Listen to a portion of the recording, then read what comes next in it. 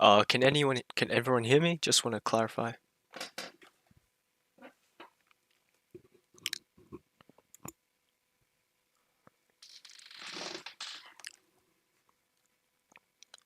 Can you guys hear me? I just want to get that out of the way. Can you guys hear me? Hello?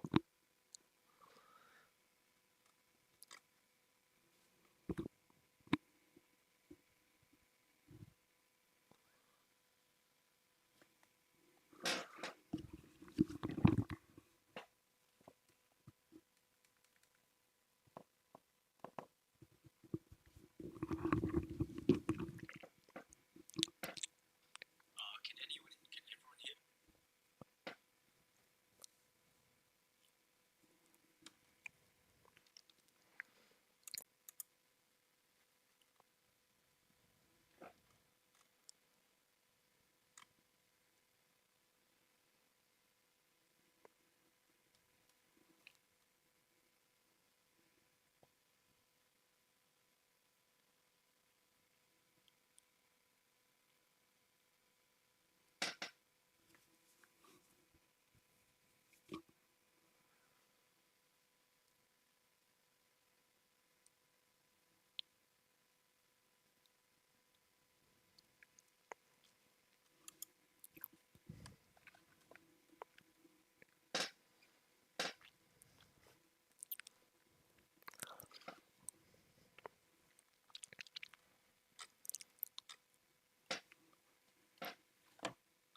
So today I'm gonna be debunking Screenrant's top 10 Cobra Kai Fighters list.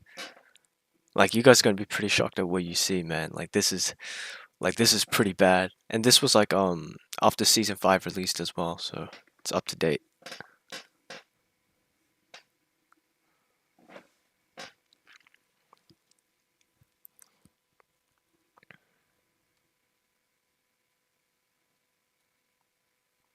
What you see, man. This is pretty bad.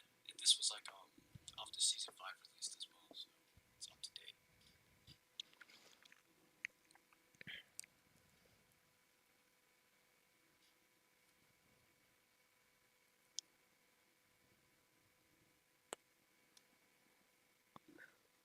Oh, okay, I'll just start then.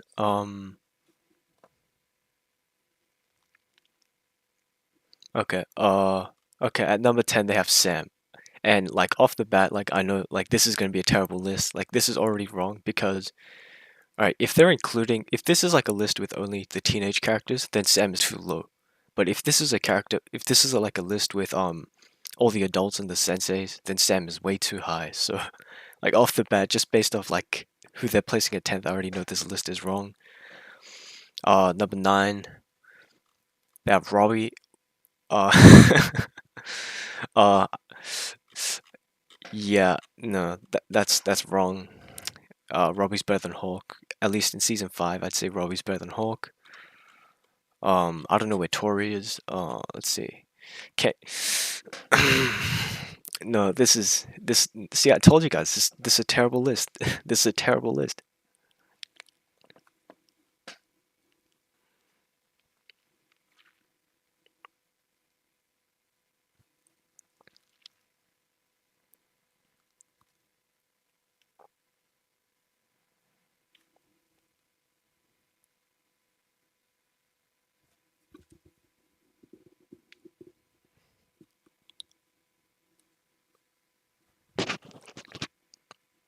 Yeah, I don't know why my mic is cutting.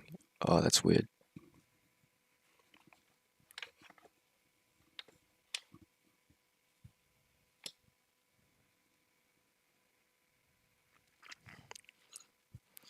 They have Kenny above Robbie and Sam, so that's pretty terrible already. Yeah, Kenny doesn't beat Robbie.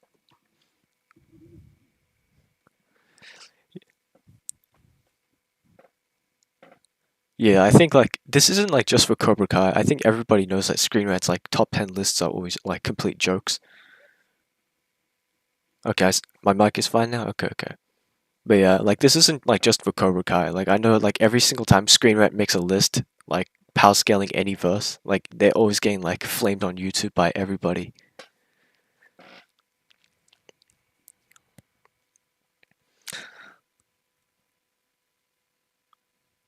mic is fine now. Okay, okay.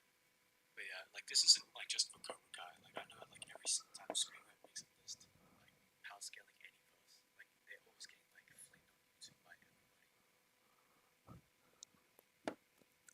All right, and they have Miguel. Okay, like this is like yes, Miguel is better than Kenny, Robbie, and Sam. Like that's true, but like like unless they're gonna put like Hawk and Tori above Miguel, like this list is pretty wrong. Like Kenny shouldn't be above Robbie or Sam. He shouldn't be above Hawk or Tori either.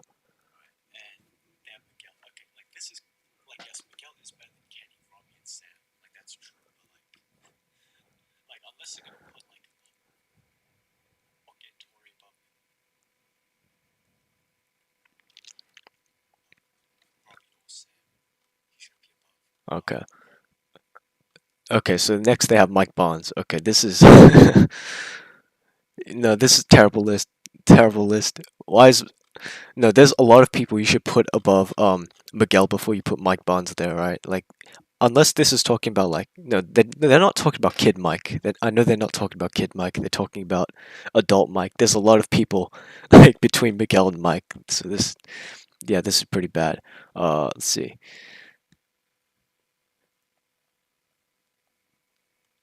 All right, next they have Kim Do-eun.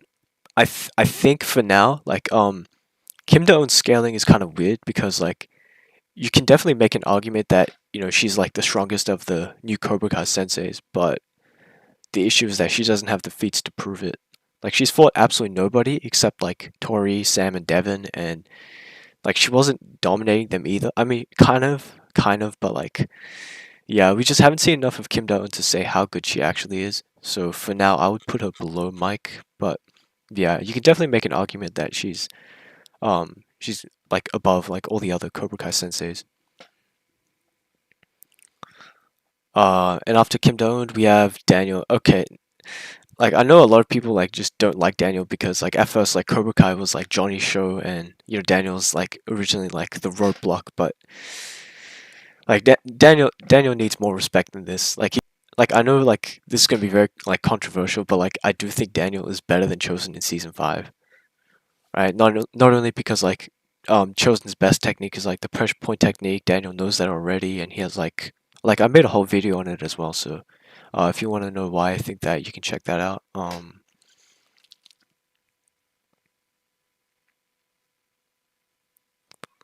Yeah, like this seems to be like this common argument that like oh Chosen like softened him up, Chosen like weakened Terry, but like we don't, there's like no like if Chosen like stabbed Terry and like Terry was like bleeding everywhere, like I can I can understand that, right? Or if like Terry was like visibly like, or if Terry said something about oh I'm already weakened from like fighting Chosen, like if a statement like that was made, then yeah, but like there's nothing that indicates that Terry was tired, but like other than like oh he just looks exhausted, he just looks weird. Like that's like I need something a bit more solid than that to prove Terry was like weakened.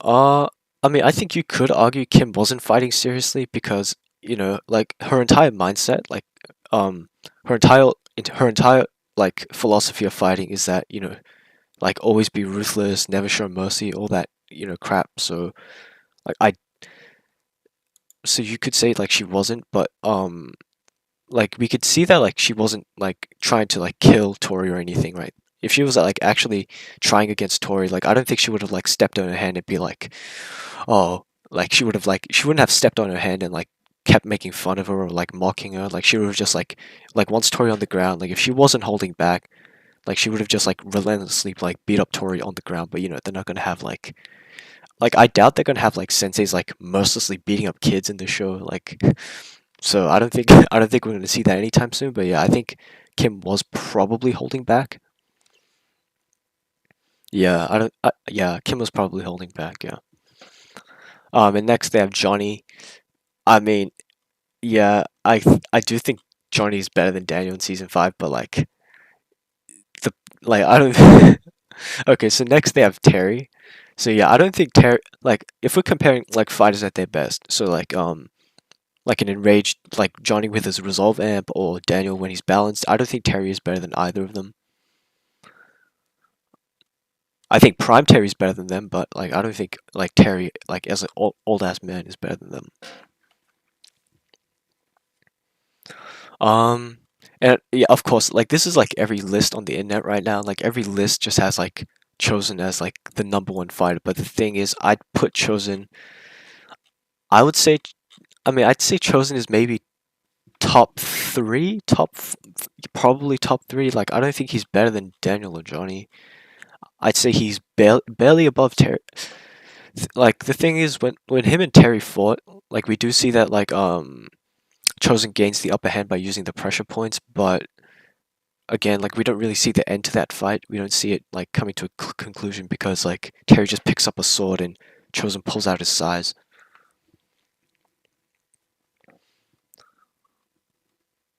Yeah, and like every argument for Terry is that like, oh, Chosen was like incredibly drunk, but like it's literally confirmed by the creators that Terry was drunk as well, and drunk Chosen performs better feats than Chosen when he's sober. Like he went from like struggling against Yanwu even with Johnny by his side to like eventually, being able to like fight against multiple senseis at the same time. So yeah, drunk Chosen is better than like base Chosen, I'd say.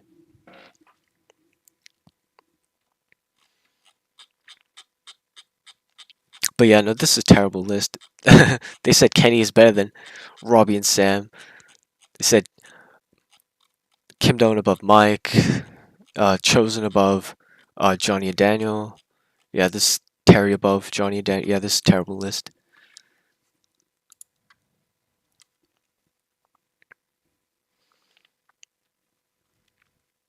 All right, let's see if we can find anything else. Let's see. Uh, let's look at Lupa. Best fighters in Cobra Kai.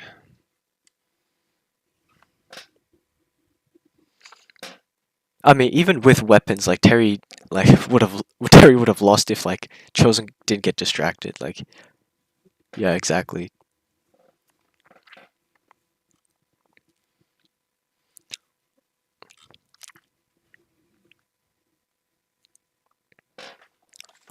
All right, let's look at the best fighters in Cobra Kai ranked. The Lupa. All right, number 20, Kyler. Uh, like this might. I don't know. Depending on who's next, this might be an L. Yeah, no, L. Aisha is not better than Kyler. This is terrible. Aisha is not. Like I like Aisha as a character. Like I actually do miss her. Like when I first saw Cobra Kai season 3, like I didn't think I was gonna miss Aisha, but like I actually kind of miss her dynamic with like Miguel and Hawk. So, but still, I'm not gonna let that like get in the way of my analysis, right? Like Aisha hasn't had like a good feat since season 1 when she like scored 2 points on Xander. Yeah, she hasn't been relevant like in any like strongest fighters list since season 1. Yeah, she's not better than Kyler, especially not in season 5. Yeah, I might react to some shorts because like a part something that I wanted to talk about in this stream as well was that like is like with Cobra Kai shorts in general because like yeah, exactly, like Aisha yeah, like I said, Aisha like hasn't had like a relevant feat since season 1. Yeah, she like I remember like like a long time ago I remember I came up with an argument that like Aisha is better than season 2 Hawk, but because like I thought she beat up a guy because the guy she beat up at the school, I thought that was the same guy that was like giving Hawk some problems in the background. So like a long time ago I did create a scaling that Aisha's better than Hawk, but then like I realized that it wasn't the same person. So yeah, in season 2 Aisha's pretty much featless. So yeah, she's definitely not above Kylan. No way. Like I don't even think she's above Mitch at this point. She's not better than Mitch. Um 18 Stingray. Stingray has beaten absolute nobodies. Like who has Stingray beaten? Like I like the guy, right? He's funny, but like he's beaten nobodies. Like who has he beaten? Right? Like he's beat up a bunch of randoms. Not really that good of a feat. Um yeah. 17 short.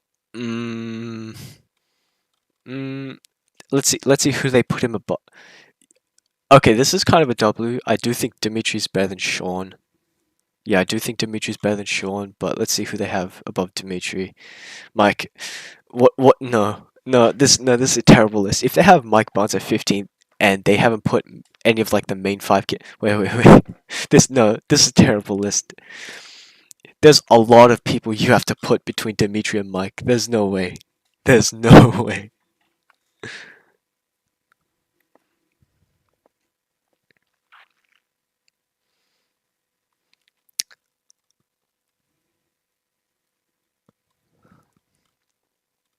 This is a terrible list.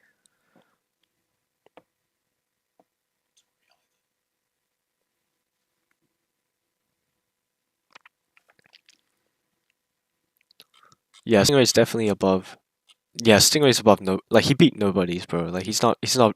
Like Aisha and Stingray probably both lose to Mitch at this point, and Kyler even in season 3, like he dog walked Mitch and got him kicked out the dojo, bro. Like yeah, this terrible list, bro. Like they have Mike. Like there's a lot of people you have to put. No, Stingray didn't beat Kyler. I'm saying like Stingray isn't a. This is a terrible list.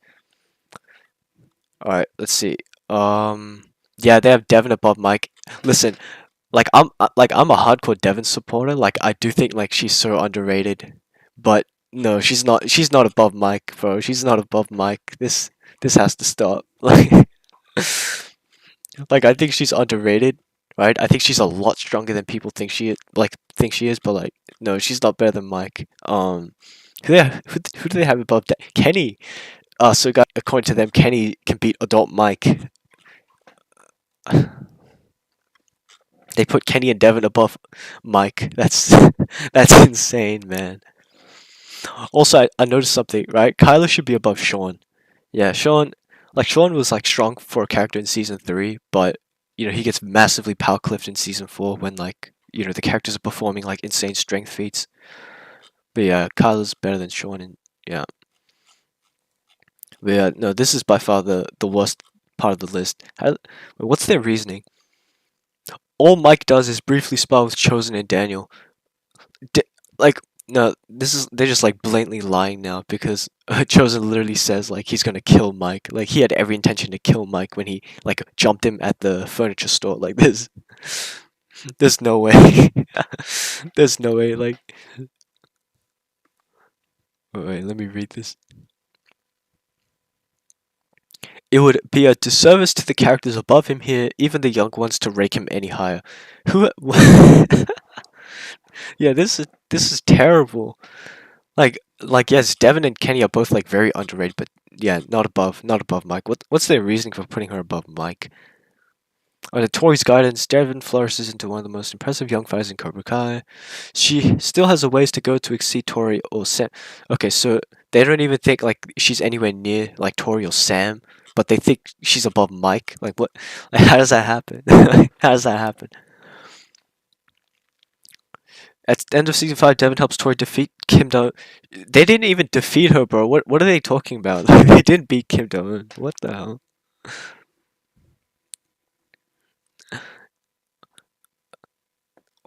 Bro, this is just full of contradictions. Like first they said like, oh, she still has a ways to go to like exceed Tori or Sam, but like in like the next paragraph they say Devin pushes Sam to her limits. Like what? This is terrible. Kenny. Let's look at Kenny.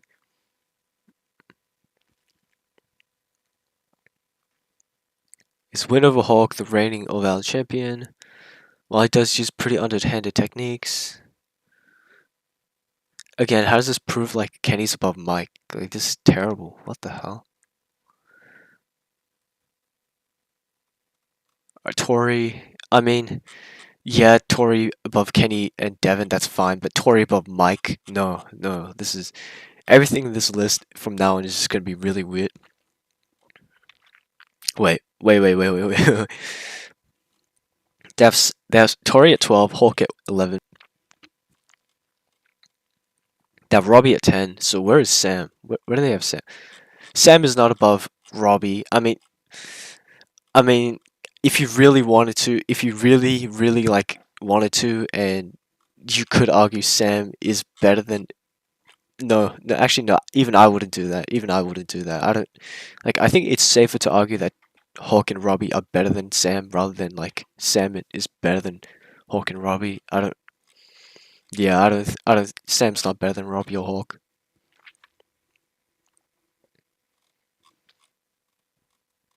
Miguel. I mean, yeah. I guess. But listen, all I'm gonna say is that if you think, okay, this is like what I think about the Sam LaRusso scaling.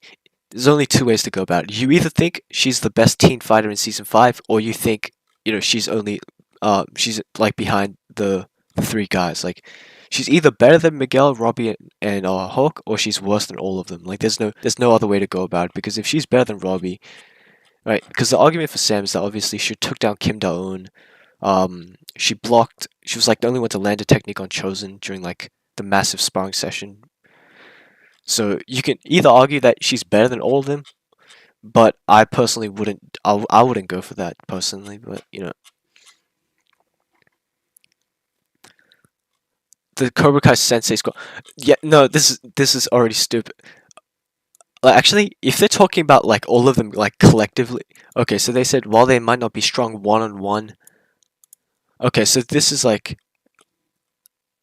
I can't tell if this is like the whole squad altogether, or if this is the whole squad altogether. Like I already know this. No, this is like terrible placement, because if they're only talking about like individual placements, then why the hell are they like so many places above Mike? Like Mike literally like folded Minjun like he was nothing. Like he folded him like a fucking pretzel. Like yeah, no. But if this like collectively, that I think they should be higher, right? Because like yes, you can make the argument that Kim Da-eun is like the strongest among them, but there's no way you can make an argument that she beats all of them together. Like that just um yeah, this not a good list. Not as strong as the main senseis in Cobra Kai. Yeah.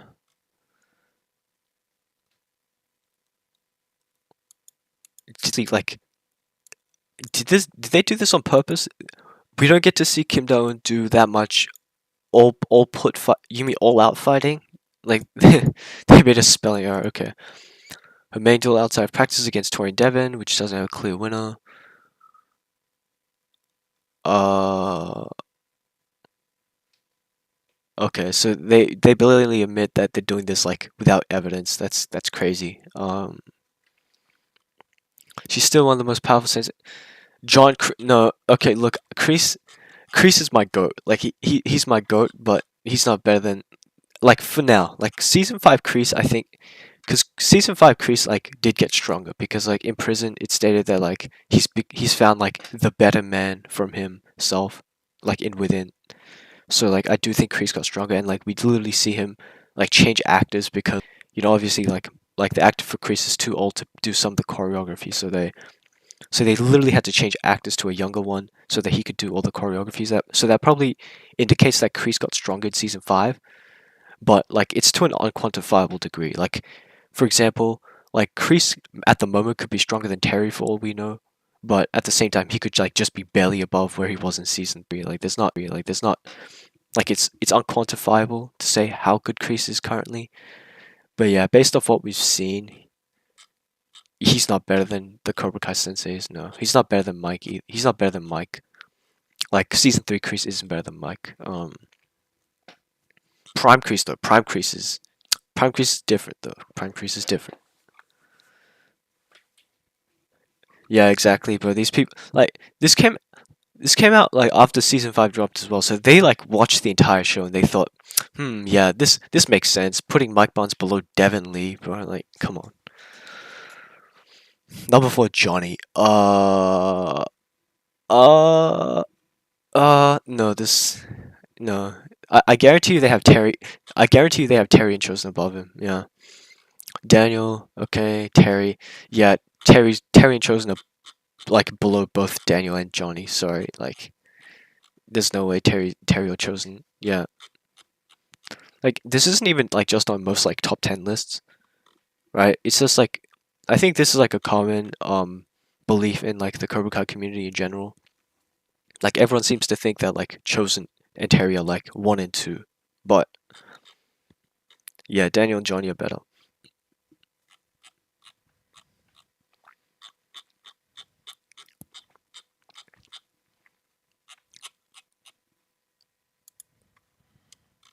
Alright, alright, let's see if we can find an actual good top 10 list. Alright, alright, what's this one? Johnny or Daniel? Yeah, I think Johnny is better than Daniel. But like, actually, like I feel like I have to specify this, right? Like I think Johnny and Daniel, like at their absolute best, I think Johnny is better. But if we're talking like base Johnny versus base Daniel would like violate him, right? Because like struggled against base Johnny struggled against like Yanwu even with Chosen by his side, right? And we know that like Yanwu gets slapped up by Drunk Chosen in the finale. Drunk Chosen gets slapped up by Terry, and Terry just like blatantly says that like an enraged Daniel is like the mentally unbalanced Daniel that he fights is like would put up more of a battle than Chosen did. So yeah. Okay, never mind. This list is outdated. This is from season 3.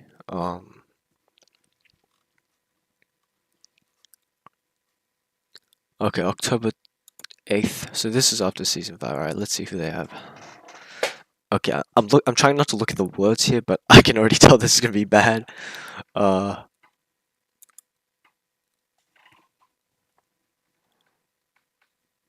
all right.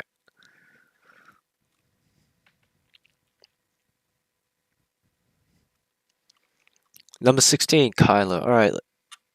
Yeah, this is another terrible list. There's a lot of people between Kyler and Mike.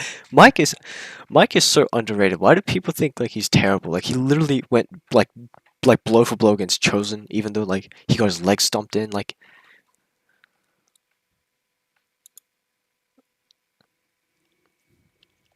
will I ever do a tier list?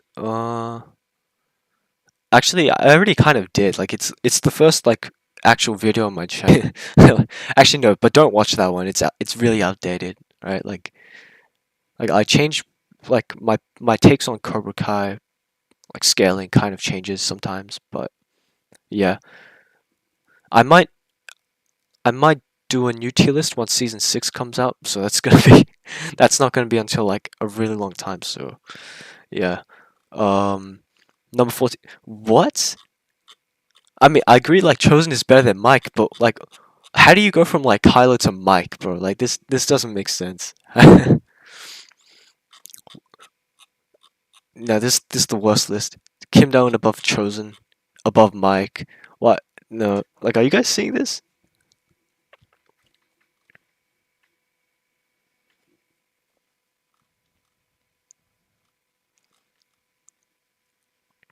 Along with his karate techniques, Chosen is also very skilled.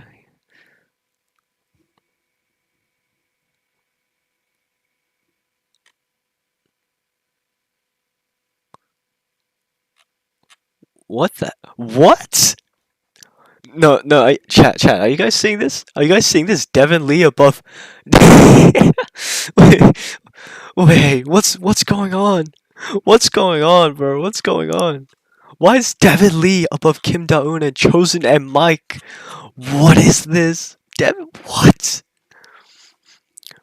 No, bro. No, this is crazy. This is crazy. No, chat. Are you guys seeing this? Devin Lee above Kim Da-eun, Chosen, and Mike. Bro, Devin Lee couldn't even beat Kim Da-eun with Tori by his side, bro. How? No, this is terrible.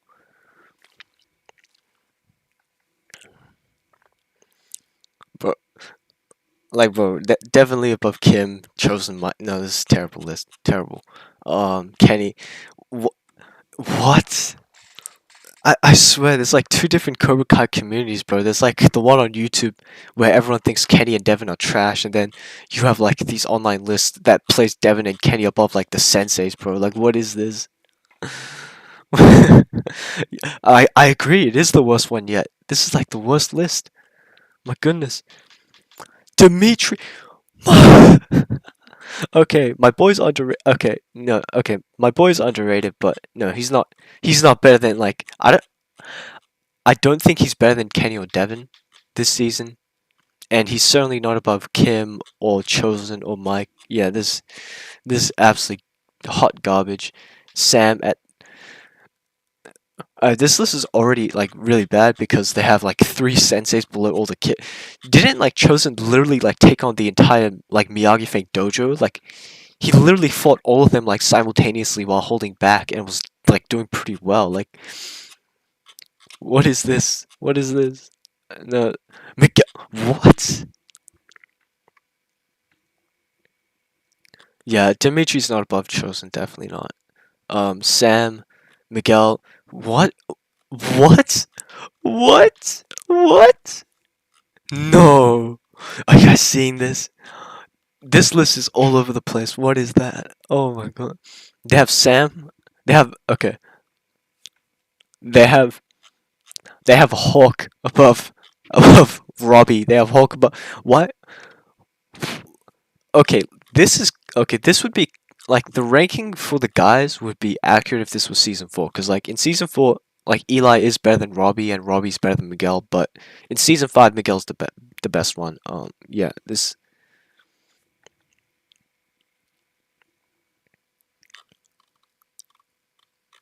Yeah, I'm kind of like split between like Dimitri's scaling because Demetri doesn't really fight in season 5. Like the only feat that he has is like knocking out Kyla, but the thing is, right, Kyla was already fighting Hawk and him and Hawk do like tag team him like so what happens is like after Demetri no sorry, after Kyla slams Hawk's head onto the table and like throws him to the and like pushes him to the wall, right? Like right after that, like Demetri like kicks him from the side, then Hawk like Superman punches him, and then Demetri like knocks him out with like another kick. So like it's hard to say what his scaling actually. I'd say he's better than Kyla, yeah, but like but like I'm unsure about like the validity of like his feats in season 5. Uh but yeah, but like if we're looking at the list currently, this is terrible. Yeah, Tori's not better than yeah, Tori's not better than Sam, Miguel, Robbie. She's definitely yeah. This is terrible. This is terrible. Like this is kind of I kind of I did make a video on why I thought Tori needed to win the Sekai Taikai because like ever since season 2, I think there's been like a main 5, right? Would you guys agree that there's been like a main 5 which is like obviously Miguel, Robbie, Eli, Sam, and Tori, and every single season Tori's always like the worst one. Actually, except season 3 when Miguel was like injured and stuff, like except season 3 that's like the only season where Tori was not like the worst of the main 5. So I'm hoping in season 6 she can like move up the ladder. Like I want her to be better than Sam for once. Like in what like just for one season make Tori better than Sam like without like her having to like cheat and stuff. Like that's let's see. Number 4 they have Johnny, of course. Let me guess. Like, wait. Okay. Kreese? Old Kreese? What? What? No. No, no, this is no, this Kreese is not better than what? Kreese is not better than Daniel. Kreese isn't even. They put wait, hold on, hold on, hold on. They put Mike at 15, right above Kyla, but they put Kreese at number 2. What? Like I said, Kreese is my goat, but this is like no.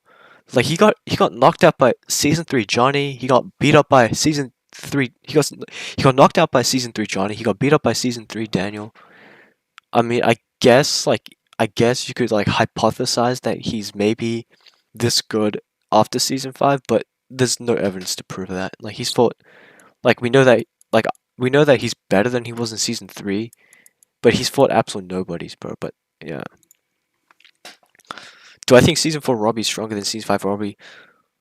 Uh I mean, to be fair, right? Like he took okay, first of all, like the Robbie that took down Cobra Kai in season 4. If you're talking about like the first episode, that's not really season 4 Robbie because like that happens like in the same week as the house fight, so all of them are still like at their season 3 levels. So season 3 Robbie taking out like a bunch of Cobra Kai students.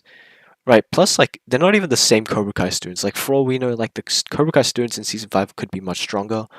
Like especially with how Terry's like providing them with like modern technology and like health food and stuff. Um, right. Another thing is that like I'm pretty sure Robbie was like holding back against Kenny that entire time. Like he was just trying to get through to Kenny, and like of course like Kenny, he's kind of a bitch. He had to jump him and stuff. So that's probably the only reason why Robbie got hit. Yeah, I do think we need a proper fight between Kyle and Demetri. But like I don't think it'll happen because like the Cobra Kai, like, well, Demetri like knocks him and says, "Oh, like he talks about how that felt good."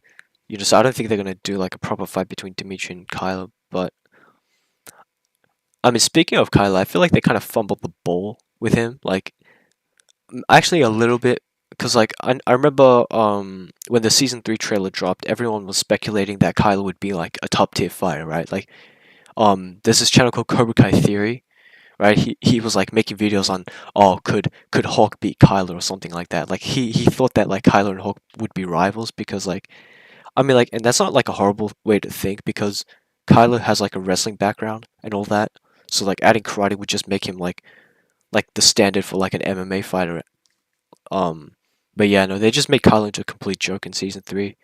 Like he beat Mitch, but then got knocked out by like a crippled Miguel who just got out of a wheelchair. So yeah, they did him filthy.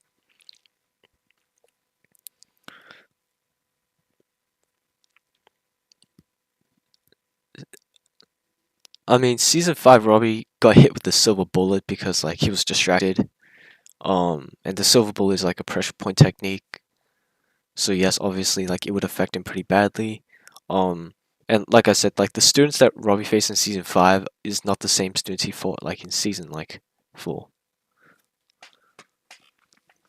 And number one, they got yeah, no, this is by far the worst list.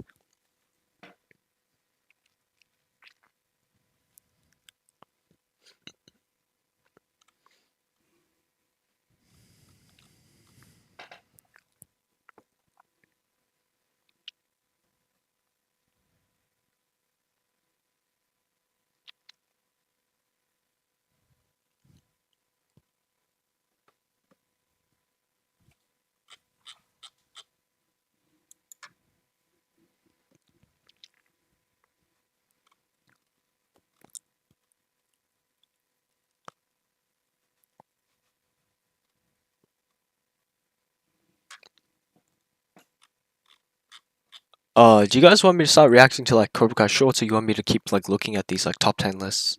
Like you guys decide.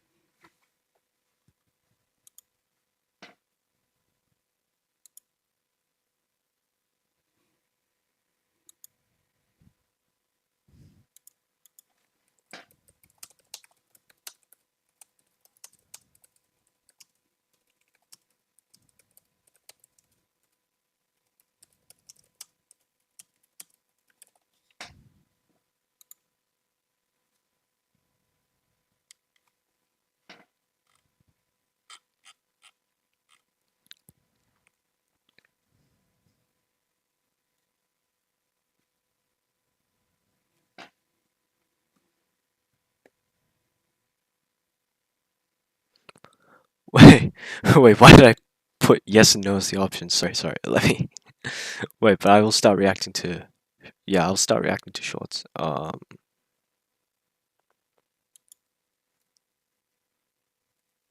Wait, actually, do you guys have any like shorts you want me to react to? Like send the links of any shorts that you want me to react to and I'll look at it.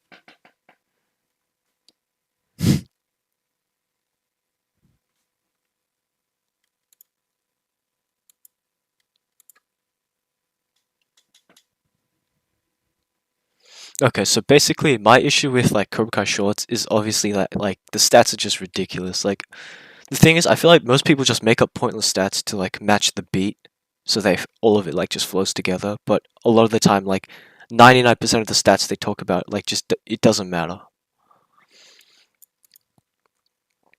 Yeah, like if you guys want me to react to shorts, just send me any links you want me to react to.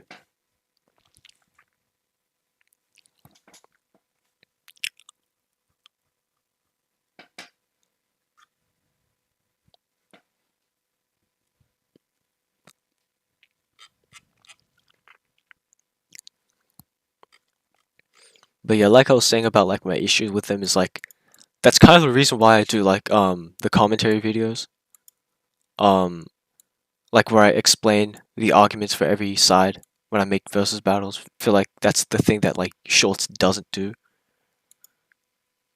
Like they just give like they just say like this person wins without like giving any actual proof. Like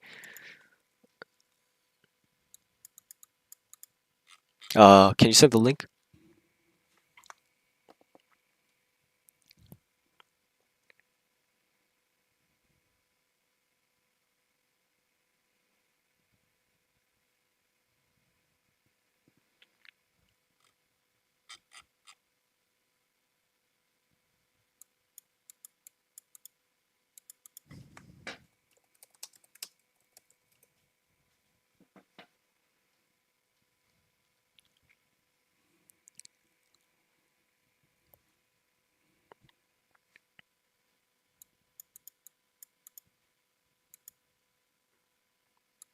Oh, the link's not. Okay, then just tell me the name. I'll look it up.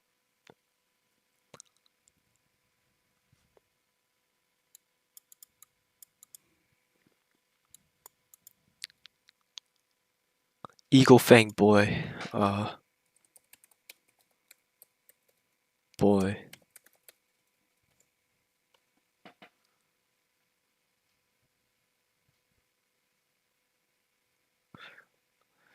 All right. Yeah, I'm not reacting to that one. That I already. I'm too scared to find out. 35 subs. Okay. I don't know where you find shorts made by a guy with 35 subs.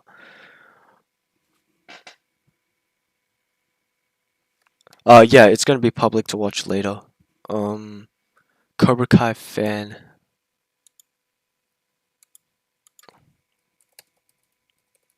Cobra Kai fan 14.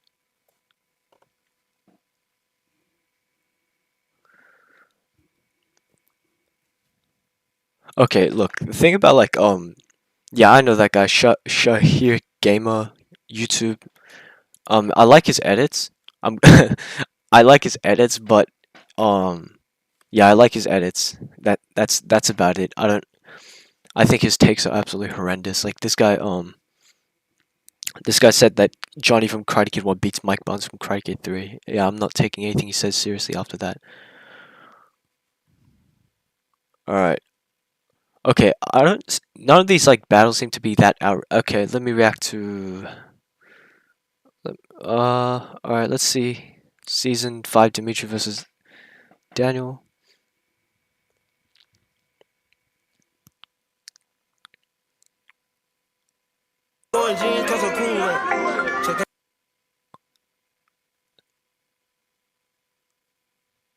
Okay, yeah, like I said, these stats don't make any sense at all.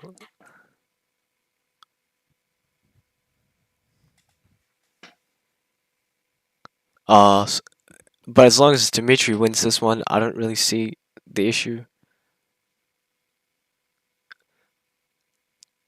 Like, what's the difference between like strength and power? It's like the same thing. Like I said, but these people just make up stats to like match the beat, right? And IQ doesn't matter, battle IQ doesn't matter. Oh, like anything that matters is just related to skill, right? Like strength, durability, skill. I don't think speed matters in Cobra Kai simply because like everyone can just hit each other, right? Like anyone can hit each other. Like the only time I've seen anybody legitimately get speed blitzed in Cobra Kai is like probably like Kenny and Kyla, but even then Kyla still was fast enough to like grab onto him. So like I wouldn't even say that's like a massive difference in speed.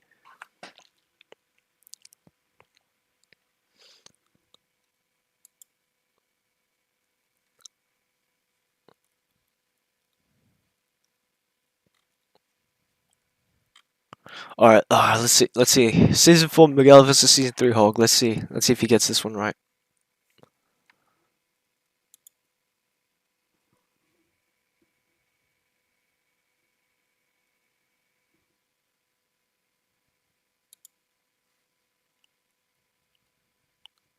Okay. Wait. This is the one you wanted me to react to? The perfect karate match. All right.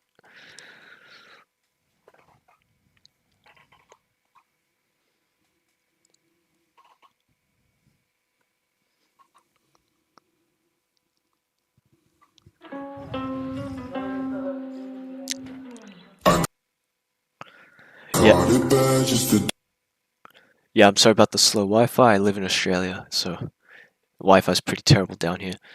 All right, let's see. Team Miyagi-Do. Let's see. All right, Eagle Fang. Bro, they're not coming in season. No, these guys aren't canon, bro. They don't exist. They don't exist. Like, listen, like I understand, like people think it's gonna be cool for like Dre and Chang, like from like the 2010 Karate Kid movie to show up, but like it's not gonna happen, right? Like not only because like in season one, like Robbie literally mentions Jackie Chan, so unless like Mr. Han just happens to be someone that looks exactly like Jackie Chan, I don't think that like this is gonna happen. Like the creators of Cobra Kai already said that like it's not canon. Season 4 Hulk versus season 5 Miguel by Bok. Yeah, I know him. Thing is, I generally don't take his like the stuff he says. I don't take that seriously because a lot of the arguments that he makes like aren't even his own. Like I'm pretty sure he gets his arguments from this guy named Cursed, and Cursed has like literally admitted to just making up like troll arguments. So yeah, I can't really tell which arguments like he yeah, so I can't really tell which arguments he makes or like that are legitimate or which ones are just like troll arguments from Cursed. So yeah. Season 5 K versus season yeah, just because you're telling me to react to that, I already know that he's gonna say Hawk wins. Season 5 Kenny versus season 1 Hawk.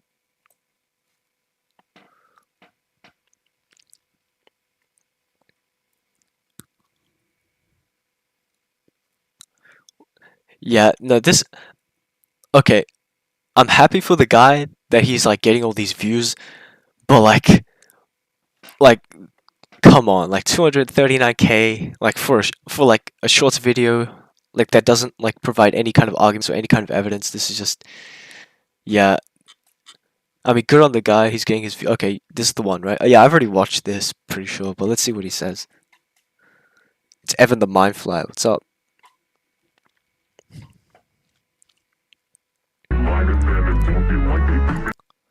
All right, L. This is starting off with an L already. Doesn't matter. Speed doesn't matter, but Hawk anyway. But IQ doesn't matter. Literally, yeah, these pointless stats don't matter. Durability, I don't know how that goes to Hawk. How does okay? I think offense and defense are both like really arbitrary terms because like the line gets really blurred, like depending on how you look about it. Because like if we look in season 5, we see Daniel literally using like Cobra Kai techniques in a defensive way, right? And then you know in season 4 you have like all the fighters combining styles, right? In season 3 you have Robbie using Miyagi-Do moves in an offensive way. So like I think at this point, like the terms offense and defense are so arbitrary. Like anyone can use offense and defense at this point, right? And like the misconception that people have is like Miyagi-Do only teaches defense or that Cobra Kai only teaches offense. Like that's what they specialize in, but they do teach like the other style of karate. Like in season 1 we see Johnny teaching Miguel how to like defend himself. He does, yeah. Uh, season 2 Miguel versus season 4 Miguel. Yeah, I don't know. I think like it's kind of like 50-50. Like I know some people think that season 4 Miguel is better than season 2 Miguel, but yeah, top 10 strongest team fighters of um yeah, Cobra Kai like I'm cool with Cobra Kai duo. Like I think he's cool. Like he's always showing support in my videos. So uh Cobra Kai duo.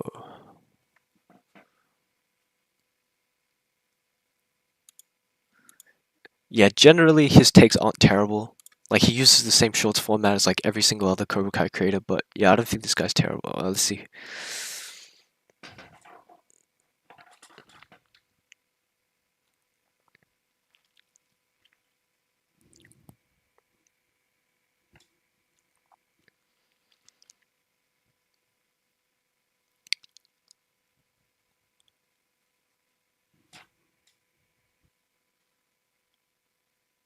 Yeah, wait, actually it depends on who he has above them. Bobby. No, Bobby and Johnny are not better than Sam. At this point, neither are chosen. Daniel shouldn't be that low. Daniel should be like if we talk about Karate Kid 3, Daniel he should be like the best one here.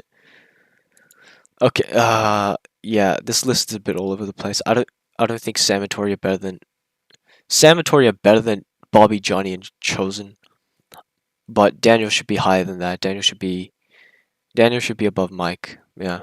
Like I know that's a bit controversial because like Mike was like dominating Daniel for like most of the movie, but like you have to understand that like Daniel like improved, right? Like it stated in the novelization that like Daniel like gets stronger like in preparation for the tournament, and like at that point, like Mike was just like scaring the shit out of him, so like he was just like nerfed by fear, right? And we know that like fear does like affect your fighting ability, so yeah. Once Daniel like used kata, like he just like defeated Mike, so I think that's enough to say that he's at least better. Let me finish reacting to this video. All right, the Andy Hawk video. All right. Battle IQ. Yeah, that's absolutely stupid. Winner. Yeah, of course, of course.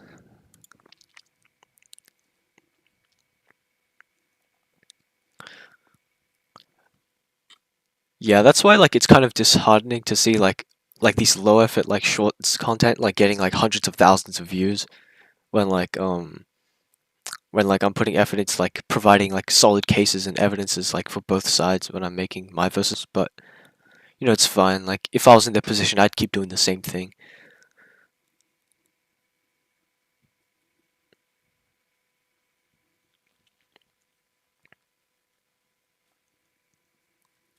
Let's see. Devin, yeah, I know that guy. That channel, Anthony Cobra Kai fan. Like his takes are like most of the time they're terrible, but let's see. Devin versus Kenny. Actually, I actually have no idea who wins between Devin and Kenny. If I'm being completely honest, I actually have no idea who wins because like what do you guys think? Like I think Devin's strongest argument is that she was like scrapping with Sam, right? She was able to scrap with Sam. Season 5 Sam, which actually Devin might low key be better than Kenny because scrapping with Sam would be a better feat than anything. It would be better than anything Kenny did in season 5. But then again, Kenny does like have the silver bullet, so like he could kind of like neg her at any time. So I don't know though. Like I actually don't know who wins. Yeah, like that's the only thing. Like I think because like Kenny with the silver bullet does kind of low-key kind of neg.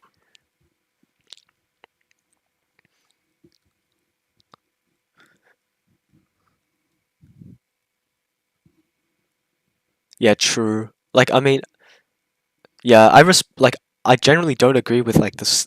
I sometimes actually no, I sometimes don't agree with the stuff like Stripe says, but like I still respect him. I respect him because like he at least provides like a case like for the people he says he who like wins. Right, so I can respect that at least even if I disagree with it. And as for like Tyler, well, you know, like who do you think is the mastermind that taught him everything he knows? Let's see.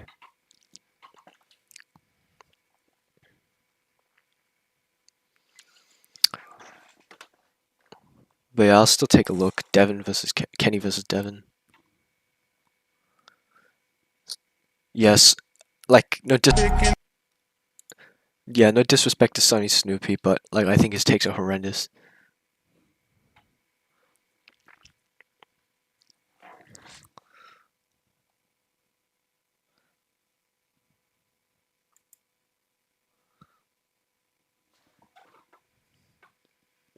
Let's see, strength.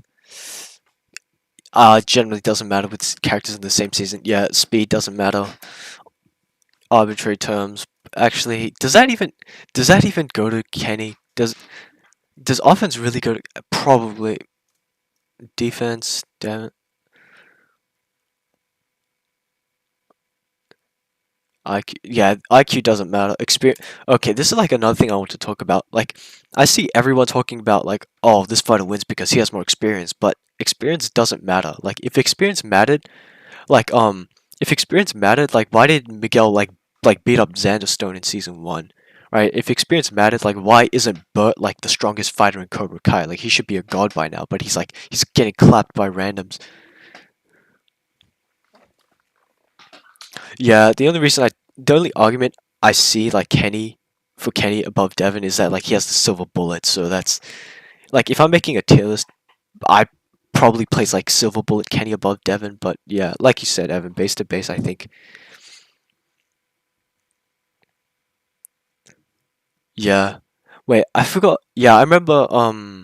Yeah, Tori was stated to be like the strongest, but I forgot when that was. Like, I know for a fact that was before like Kenny got like his like leadership confidence boost, and I know that was before like he got his like he learned the silver bullet, but I think that was like after Cobra Kai absorbed Topanga. So yeah, yeah,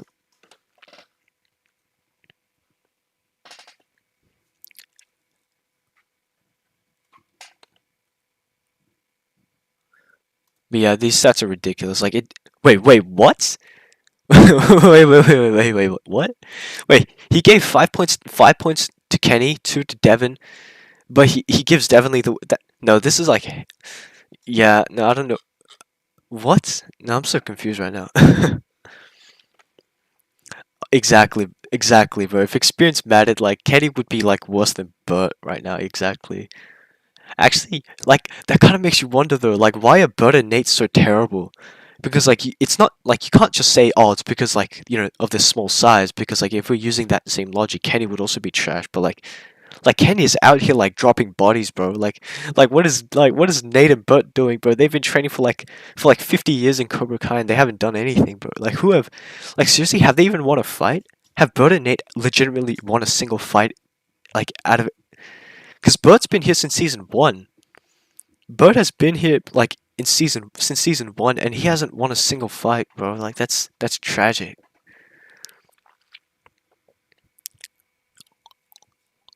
All right, season 4. Wait. Someone said something about Sonny Snoopy. Wait, what was the video? Season 2 Miguel versus season 2. Oh, I remember this guy has like horrendous takes. Sonny Snoopy. Let's see. Uh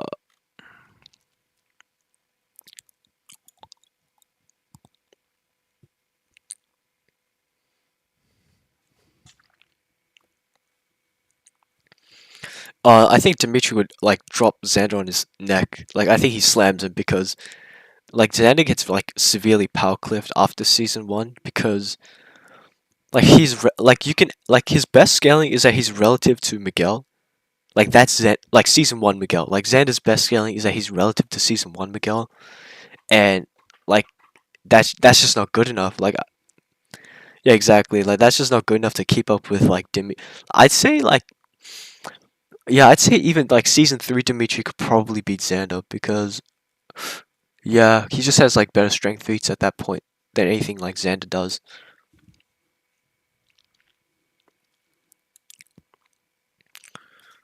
All right, season 2 Miguel versus season 4 Miguel. Let's go. Strength.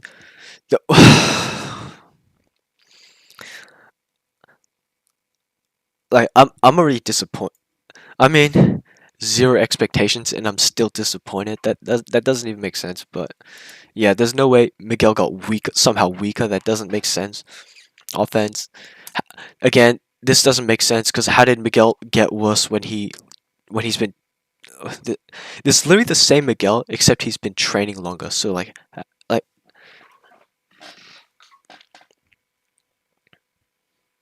speed doesn't matter. Durability. How does durability? Okay, I feel like people just like wank the hell out of like season 2 Miguel's durability because every time someone says, "Oh, Miguel's so durable in season 2," right? The only thing they ever talk about is like how he survived like being kicked off the railing. Oh, he survived being kicked off the railing, but that's not a durability feat. That's like yeah, that's not a durability feat because durability is like how much damage you can actually take, right? Like Miguel got, without like how much damage you can take without like really suffering like from much injury or something like that. But like Miguel got knocked out. He got one shotted by the staircase. So so that's not a durability feat at all. Oh, I think Daryl Vidal beats Xander probably. Actually, yeah, like I think Xander's more skilled than Daryl Vidal, but I think Daryl wins simply because he kind of scales to like Johnny in strength, and Johnny at that point has like much better strength feats than anything in season one. So yeah, Vidal probably beats Xander. Yeah.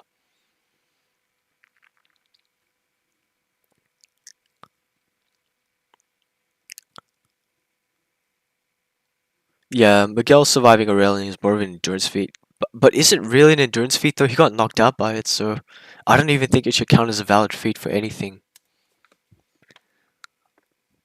Skill. How does skill?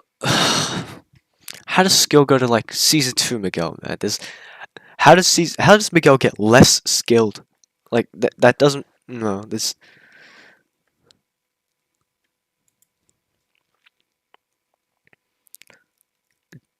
IQ doesn't matter. Experience doesn't hide it. Well, actually, let me read the comments. Let's see what everyone else says. I think season four Miguel. Yeah, season four Miguel would drop season two Miguel on his neck. He would break his back even worse than Robbie did. Um, Miguel's one of those characters who had to be nerfed for the story. L take. I mean, actually, like yes, he did get nerfed in season three because of the injury, but like he's much stronger in season four. Yeah, definitely.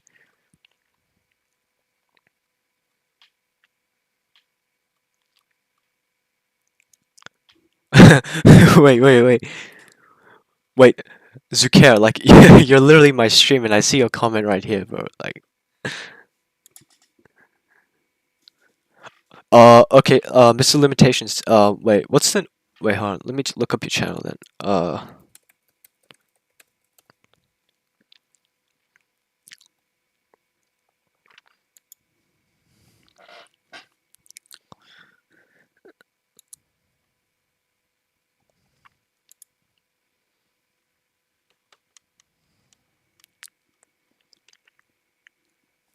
The show. Okay, I personally don't think Daniel and Johnny are equals. Like overall, if we're looking at them like all across all like media, yes, they are equal. But like yeah, the show definitely portrays them to be equal in my opinion, or at least they try to. Let's see.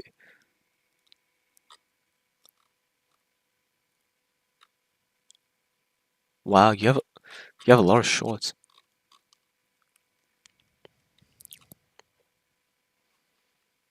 Mm. Okay, this is a mismatch. Like Eli from you don't even need Eli from season four, bro. Like Hawk from season two is enough to beat season one Robbie. I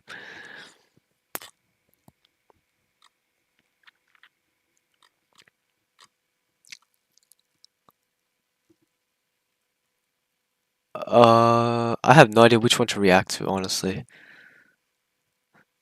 All right, let's look at Robbie versus Miguel every season. Actually, no. I'm gonna react to Robbie versus Hawk every season because I feel like that's a lot more contentious.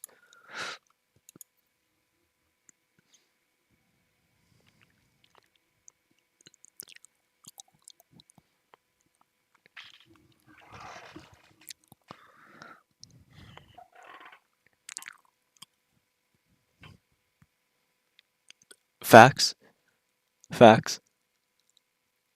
Yeah, based. That's based. Everyone says, yo, yo, bro, you got all of them right.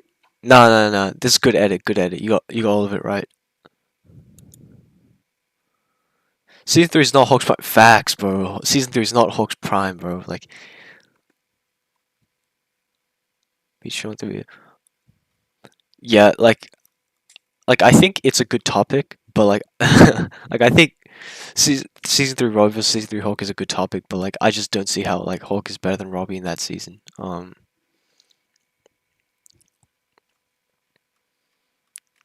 Yeah, like the whole season three Hawk, like the whole like I don't know why, cause like I remember like I don't know if you guys were around when like the earlier seasons of Cobra Kai came out, but like when season three like first dropped, like the main debate, like the debate that everyone was having online was like season 3 Tori versus season 3 Hawk. Like I know nowadays that's not a debate, but like when season 3 came out, that was like everybody was like debating that. Like some people saying Tori wins, some people saying Hawk wins. Like, but like I don't know why, but like suddenly like season 3 Hawk has become so insanely overrated. Like I don't know how. I don't know how that happens. Right? Like, is it because like Hawk lost to Kenny? Like, the why isn't everybody saying why isn't everybody saying like season 4 Hawk is his prime? Is it just because like Hawk is more aggressive in season 3? Exactly, exactly, bro. Hawk Hawk is in his prime when he's not Hawk. Exactly. I mean, but like at this point, narratively, they're like the same person. Yes, facts. Season 5 is prime Hawk.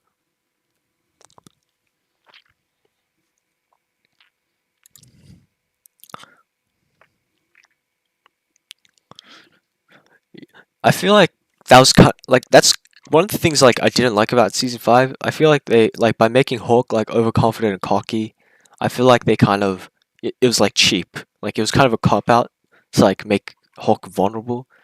Like I understand why they did it. Like I understand why they had to do it, but doesn't mean I like it. I feel like that kind of like yeah, that just kind of ruined it a little bit because like we know that Hawk, like at the start of season 4, right, when he still had the mohawk, he was like kind of cocky. Like we see him like pinning Kenny in the bathroom and like making him spill all his food and drinks.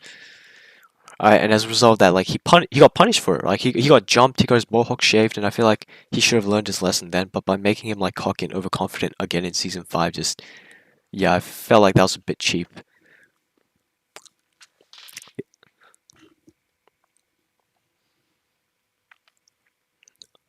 Miguel versus Hawk. If we're talking about like who's more overrated right now, season 3 Hawk is definitely more overrated than season 2 Miguel right now because like I still think season 2 Miguel's overrated, but I feel like that kind of died down because of season 5 Miguel. Right? Like I swear like the only thing like hardcore Miguel fans want to see is just like Miguel beating Robbie. Like I feel like that's all they've wanted to see for like the past 2 seasons. So when they finally got it, they settled down with the season 2 is Miguel's prime like kind of thing. But now, like, the same thing's happening with Hawk. Because, like, Hawk got shafted in Season 5, he got dropped by Kenny. So now everyone's saying, oh, Season 3 was Hawk's prime. But obviously, it's just insane amount of cope. Yeah, I agree. I don't think Hawk shouldn't have gotten his Mohawk back. Because, like, his whole arc in Season 4 was about him, like, moving past that, right? Like, moving past the need to hide behind, right? Like, his like, haircut, his persona. Yeah, yeah, yeah,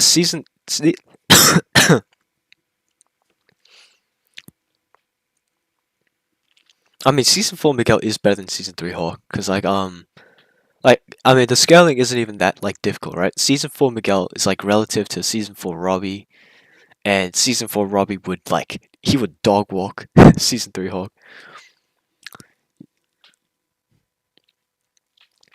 Yeah, it's a shame like most people think season 3 Hawk beats Kenny when he literally doesn't. Exactly, bro. Like season 3 Hawk hasn't done anything, bro. He beat like season 3 Hawk, like, if anyone like tries to tell you like season 3 is Hawk's prime, like just ask them one question, like who has he beaten? Like who has season 3 Hawk beaten, bro? He beat absolute bombs, bro. He beat nobodies. And when he actually fought someone who's actually good, he got slapped up in a 2v1. Like he's terrible.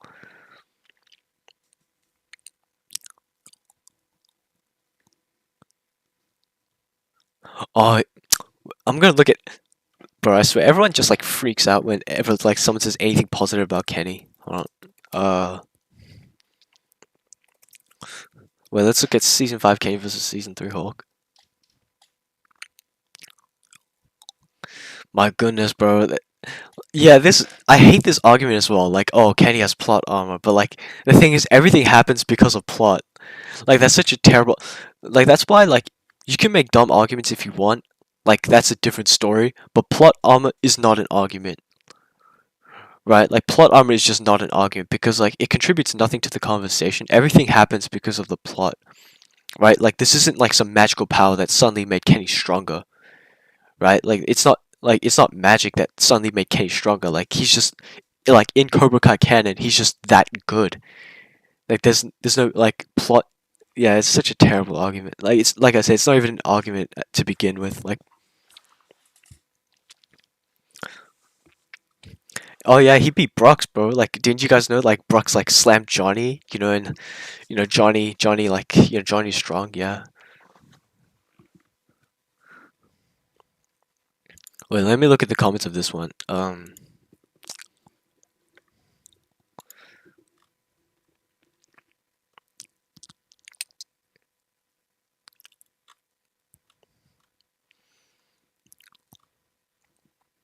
Okay, I don't know why people are complaining about him giving speed to a Hulk. Like, we should be complaining about the fact that he thinks like this would be closer.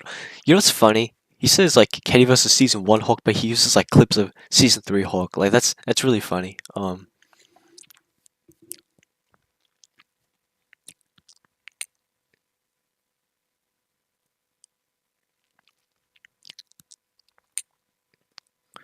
But yeah, Evan, the reason why like people think season 3 is Hulk's prime is simply because he's aggressive. Like that's the only reason. That's the only. Even though like I don't know why. Like it's one thing to say season 4 was like Eli's prime, but like to say that like season 3 is Hulk's prime when like he hasn't done anything impressive in season 3. Like beating Robbie in season 4 is just an infinitely better feat than anything he did in season 3. Like who did Hulk beat in season 3, bro? Like he beat Brooks and Demetri, that's it. And then oh wait no, he beat some randoms at the house fight with when he was tag teaming with Demetri. So yeah, but one actually wasn't he struggling with Steven? Like there was like some random Asian kid that he was like scrapping with in the house fight, bro. He couldn't even beat up a random in the background, bro. That's crazy.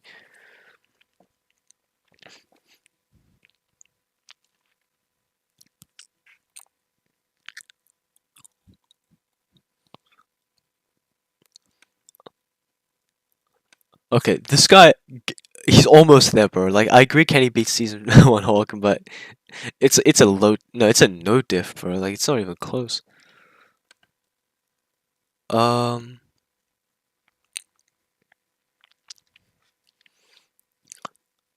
I mean, thing is, like season 1, like in terms of characters in season 1, there's really not much like topics to debate about. Um, yeah. So obviously, like the most popular topic is like Miguel versus Robbie, but yeah, anyone who actually watched the show would know that like Robbie's better because like, well, like even with one arm, right? Like even with one arm, like anytime Robbie was balanced during that fight, he was slapping up Miguel.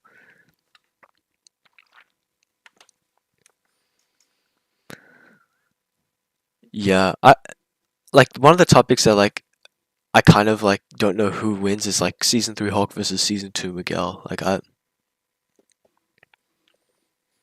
genuinely don't know who wins between those two.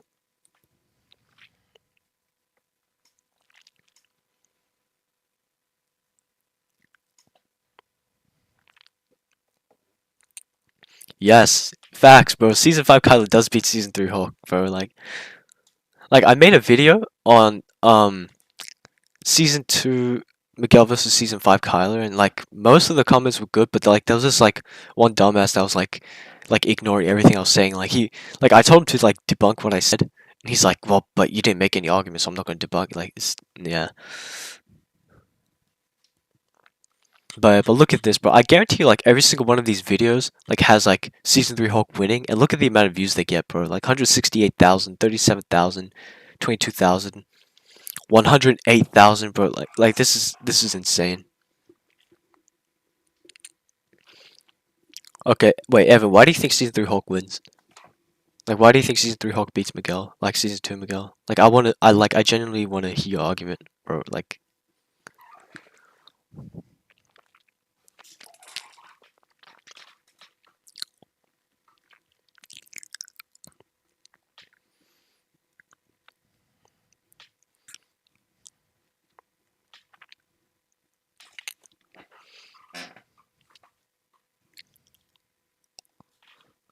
well, I remember this short that Sonny Snoopy made. It was like season 1 Miguel versus season 2 Robbie. Versus season 3 Robbie.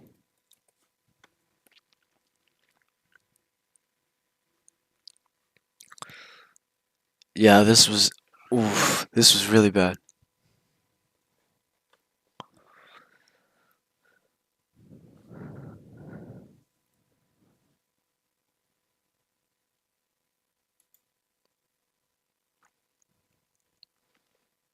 How does, bro? Like people need to stop giving like Miguel durability, bro. Like this is season 1 Miguel versus season 3 Robbie, bro. Like everything goes to Robbie. Everything goes to Robbie, bro. Like what? Wait, what? What did he say? How does actually what? Wait. But this is season 3 Robbie. He should have more experience than Miguel at this point. Kicks. Yeah, no. Yeah, these stats are stupid, bro. Like, what does this even mean? Kicks. What does this even mean, bro? What does combat mean? Like, what does combat mean, and what like how is that different to like skill or like right? Like I don't understand these stats, bro. Like,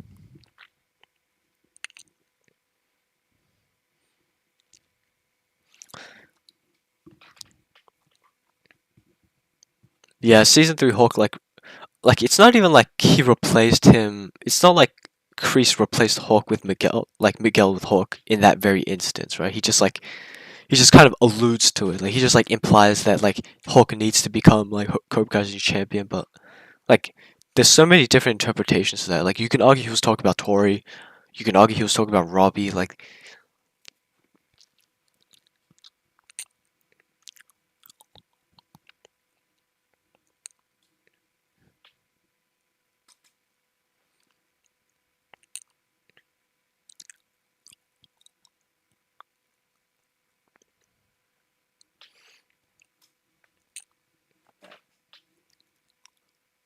I gave skills to Kenny on one of my videos, and people said Silver Bullet ain't no skill. Yeah, like the hate train for Kenny is insane at this point.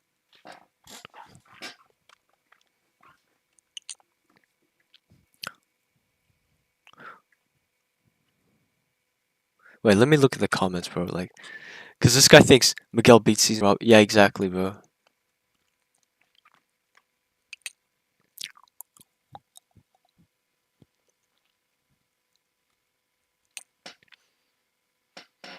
Well, hold on.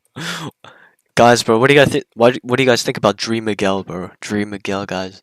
Like literally the most powerful character in the verse, bro. Like he's so strong, bro. Dream Miguel.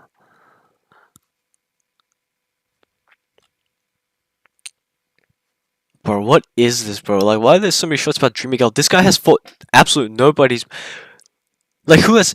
Like, I don't understand. Like, how you can, like, wank a character that has, like, absolutely no feats, bro. Like, Dream Miguel. Dream Miguel's literally just season 2 Miguel, bro. Like, everyone. Like, the argument that I hear about Dream Miguel is basically just that, oh, you know, he's fighting death. He's fighting, like, the concept of death, you know? Like, but like, where's the proof? Right? Or like someone just says like, "Oh, this is how good Miguel would have become, you know, if he didn't get injured." But like, where's the proof? Like, where's the evidence, bro? Like, you guys are just talking out of your, like, just talking out of your ass. Like,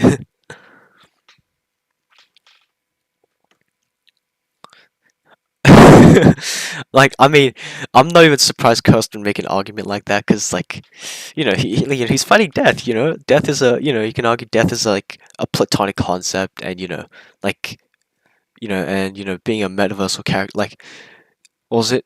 Metaphysical, yeah. Being a like fighting a metaphysical like concept is like an universal tier feat. Yeah, I'm not surprised Kirsten make an argument like that.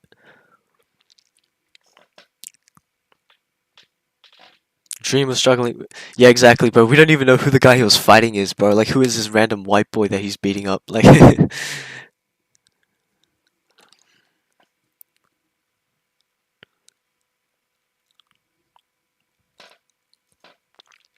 you know. Oh, that reminds me, bro. There's like a short where like someone says like Miguel beats like Kim Da-eun versus and Kreese, bro.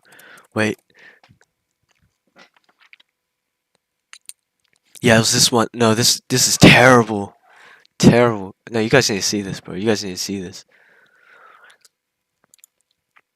Miguel versus Kreese, guys. Miguel versus. I don't know why Miguel's getting any of these, bro. He should be getting nothing.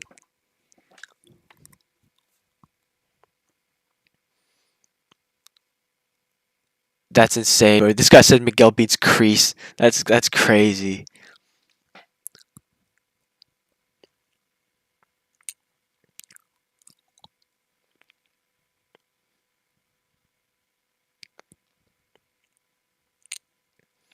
This guy this guy says Miguel beats Kreese and Kim da-eun, bro. That's insane.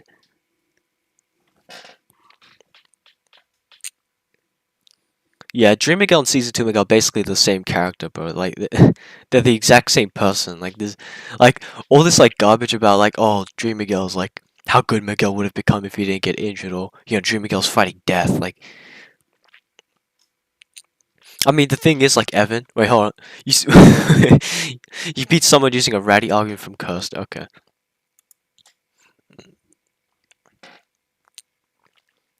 If you guys like go to my community page, like I made a poll. I made a poll asking like the age of everybody. Like look at this, bro. Like like 969 people voted. That's basically like 1,000, right? Rounded up to 1,000. Out of 1,000 people, 33% are like 10 to 13-year-olds, bro. Like, what are you doing on like watching Cobra Kai if you're 10 years old, bro? Like go outside and eat recess, bro. Like, what are you doing? Like, go like what are you watching Cobra Kai, bro? Like, Dream set, yeah, Dream. Like these dream characters like don't exist, bro. Like they have no. Actually, I mean, you could say.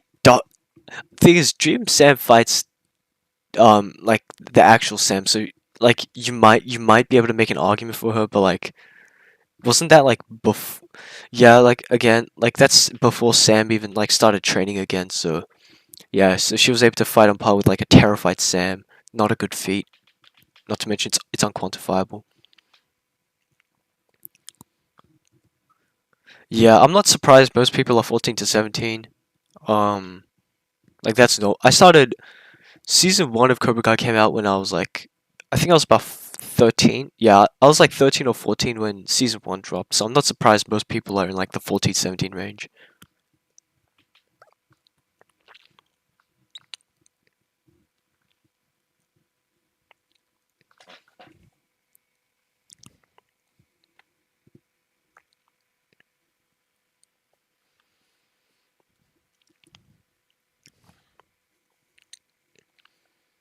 I mean, you don't even need season 5 Sam.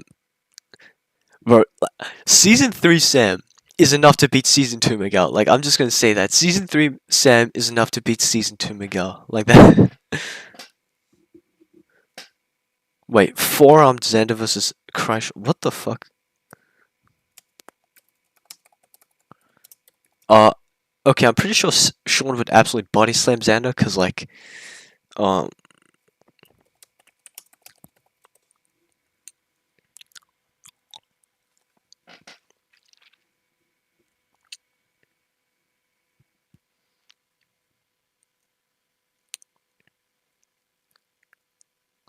what the hell is this, bro? What?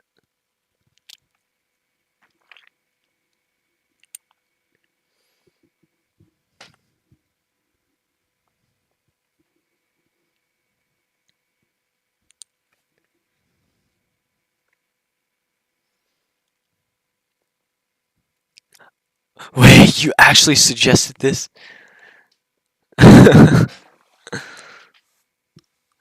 Bro, what is this, bro? What the heck is this?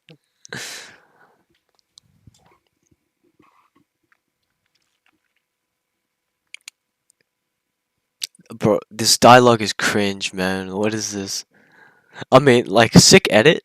Like, the edit is cool, but come on. Like, this is ridiculous.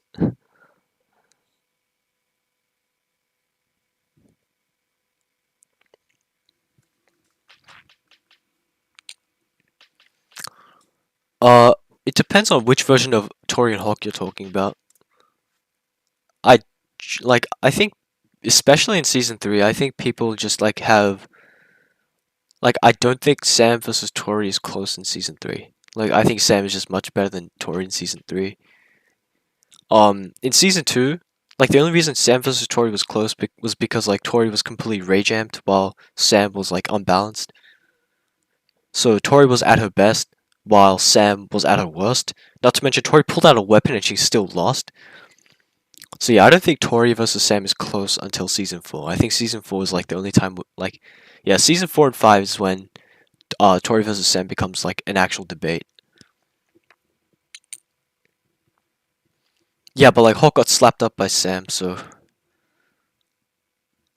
yeah, like season 2 Tori versus season 2 Hulk is just like a weird debate because like if you guys remember in Coyote Creek, we know that like Hulk took Tori's headband, but the only issue is that we don't know how Hulk got that headband because yes, he could have beaten her. Like he could have beaten Tori in a fight and took her headband like that, but then again, like and taken her headband like that.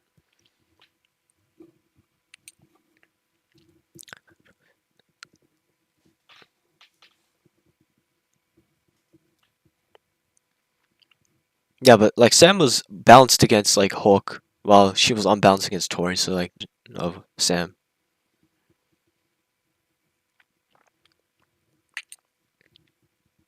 Yeah, but like Hulk does say that like Tori wasn't like a worthy opponent because like we know that he took Tori's headband, right? And then once he like confronts Miguel, he's like, "Oh, finally a worthy opponent." So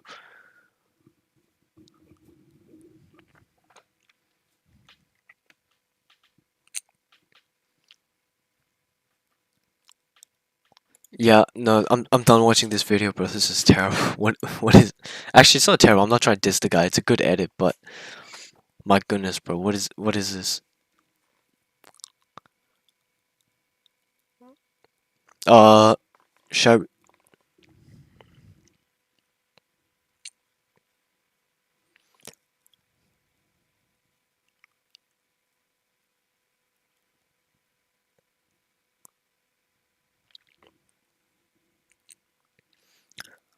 Oh yeah, like I swear I might like do a video like one day of like facts sound fake but it's actually true. Like Aisha. Wait, no, Boxy. You know what's even crazier? Mitch lasted longer than Tori, cause like if you remember, like Mitch was like the last headband, was the like second last black headband that Hawk took, cause like Miguel's the only one left. Mitch lasted longer than Tori and Coyote Creek, bro. Like that's insane. Yeah, I might actually do a video on like facts that sound fake but is actually true. Like one of them is definitely gonna be like Mitch outlasted Tori in Coyote Creek.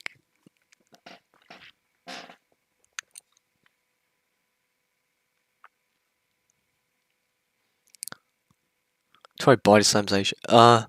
Like I feel like Aisha should have gone like more feats in season 2. Like she beat like one random guy and that's it.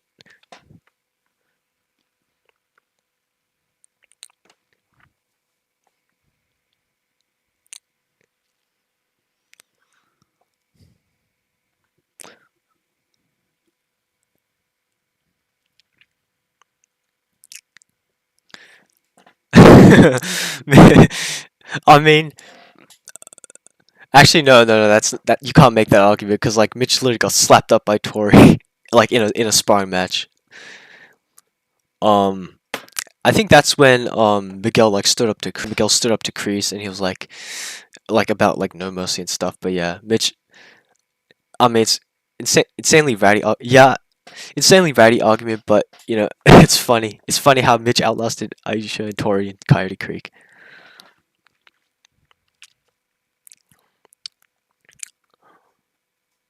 Season 3 Robbie does not beat season 5 Demetri. Like no. I don't agree.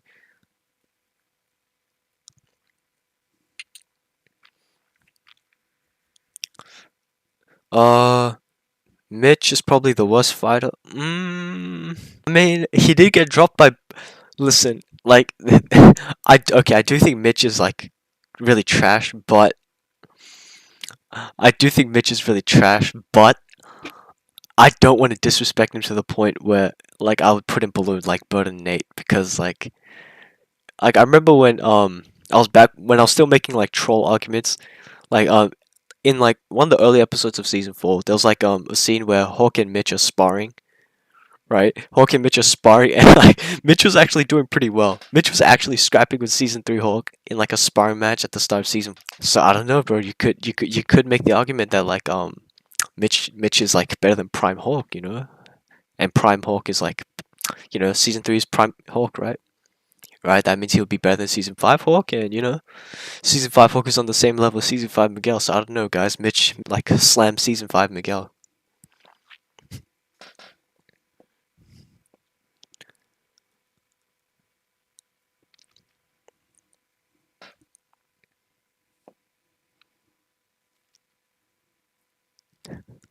Yeah, but like dropped him in Spark. Actually, that might be like the only W that Bert catched in the whole series, bro. Like, can someone tell me like if Bert or Nate ever actually won a fight? Like, have they even won a fight? Cause like I know Bert like dropped Mitch like one time because like he was off guard, but like.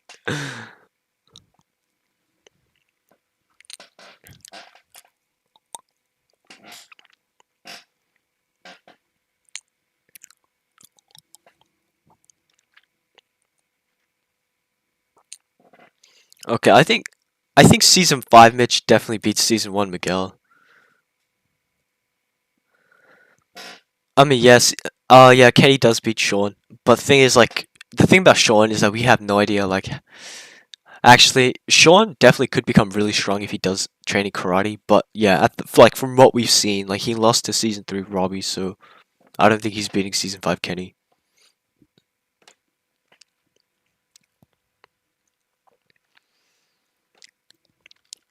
Nate pushed Kenny to use Miyagi-Do, meaning Nate was pressing Kenny, whilst Mitch died against a random.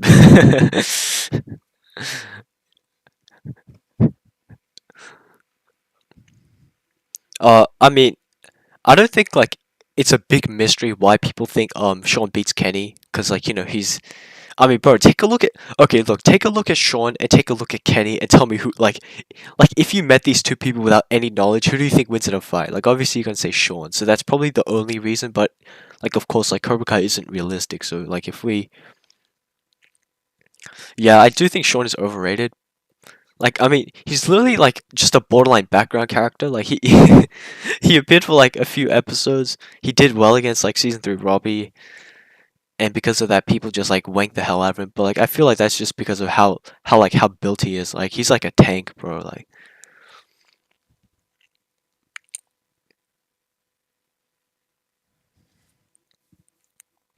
I don't know if he would have lost to Season 2 Robbie. I feel like he might have won anyway, simply because like Sean was just so much stronger than Robbie at the time.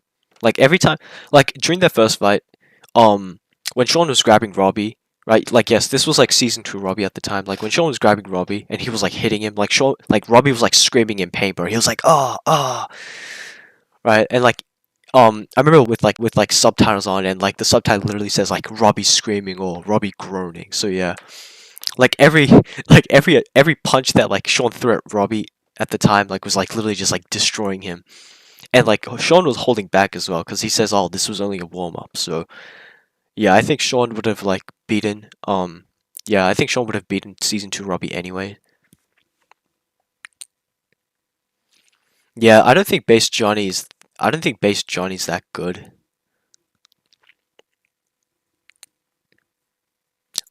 Sean probably beats Doug.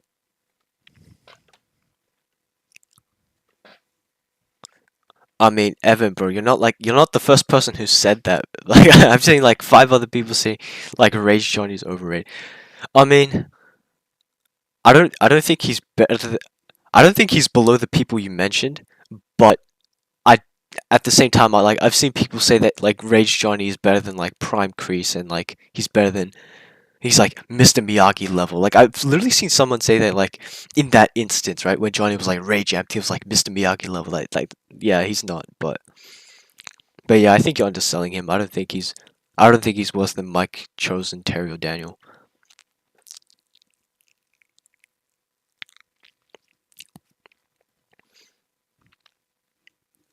Like the thing that was it like I know like they were drunk. I know they were drunk at during the finale, right? Like Chosen Johnny and yeah, Chosen Johnny were drunk. Mike was like on some kind of drugs, like or implied to be.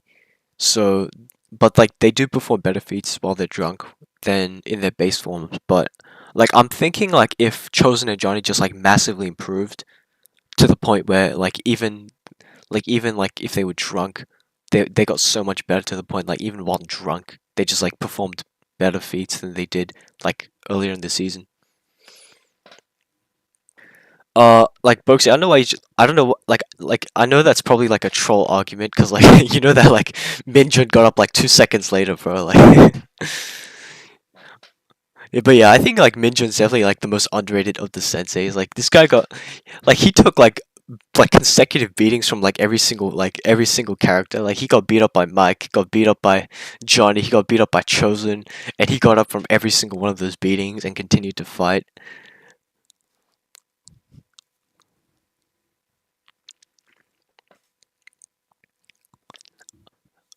Like my theory on what happened when they were drunk is like my theory is that my theory is that like Johnny and Chosen and Daniel probably as well, like they all improved like massively, like compared to like compared to how they were like halfway through the season. Like they just improved like massively, um, like near the end of the season to the point that like even if you argue that they were like being drunk was like a nerf, right? They got so much better to the point that even while drunk, like they just like are better than they were like when they like were better than when they were halfway through the season.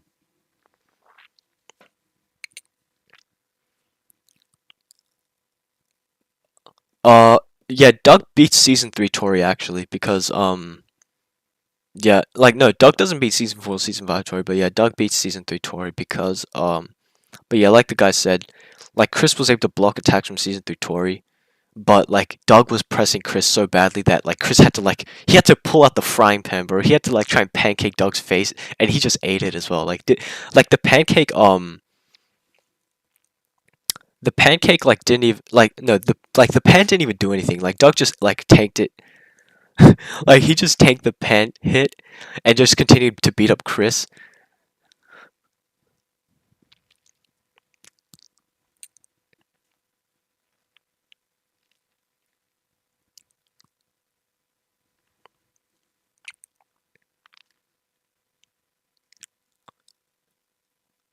Uh, I mean, I don't think Tori one-shotted Chris though, cause like, like one-shotted means like you incapacitated someone with like one hit. But the thing is, Tori didn't like knock out Chris with that one hit.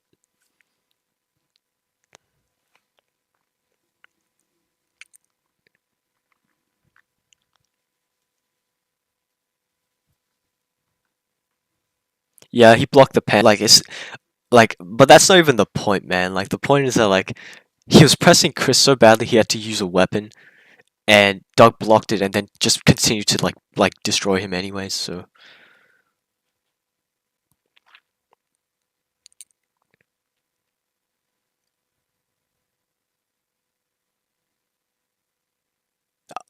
actually, now that we're like talking about Chris, I feel like Chris just got done filthy in season 4. Like how do you go from like being close? Like he was like kind of close to Tori's level.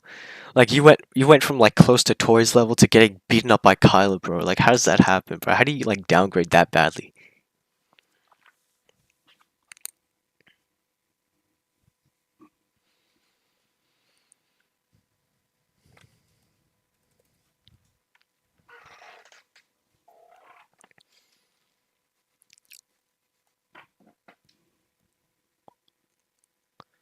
Would Demetri beat season 3 Robbie Hyde?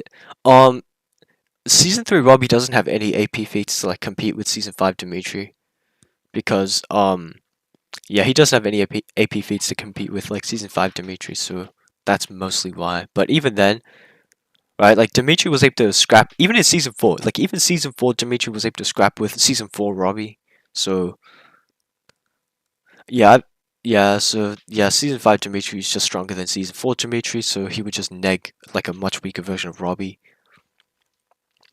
Yeah, I feel like people kind of underestimate like how big of a gap between like season 3 Robbie and season 4 Robbie is because like we know that like Robbie said like after like Robbie and Terry like spar like in the dojo, like Terry's like, "Oh, you need to like find whatever you're afraid of and like dig it out and like get rid of it."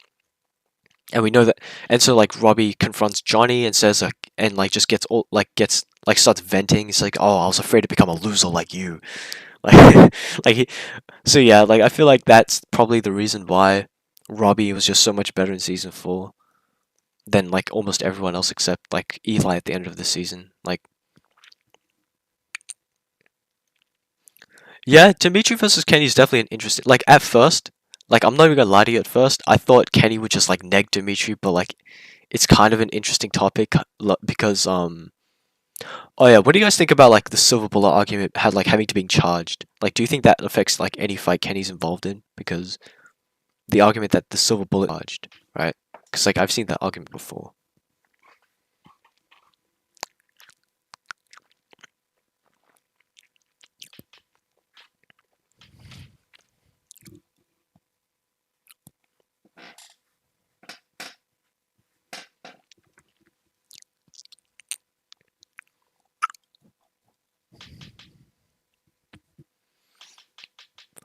Yeah, I definitely want to see Kim Da-eun versus Chosen, right? Like another issue that I find in the Cobra Kai community is that everyone just like downplays the hell out of like the female fighters, bro. They see like they just say like the only argument that they have is like, oh well, but men are biologically stronger than women, but like that. I mean, I'm not gonna deny like that exists, but like it's definitely much closer, right? Like if that like same logic existed, if that same logic existed in Cobra Kai, like we wouldn't be seeing like Sam beating up multiple male fighters like simultaneously. Like like are we forgetting that Sam was able to beat up like Hawk, like Doug and Mikey like simultaneously in season 2? She fought Hawk and Doug in season 3. We see like Sam and Tori all beating up male fighters in the house fight. Uh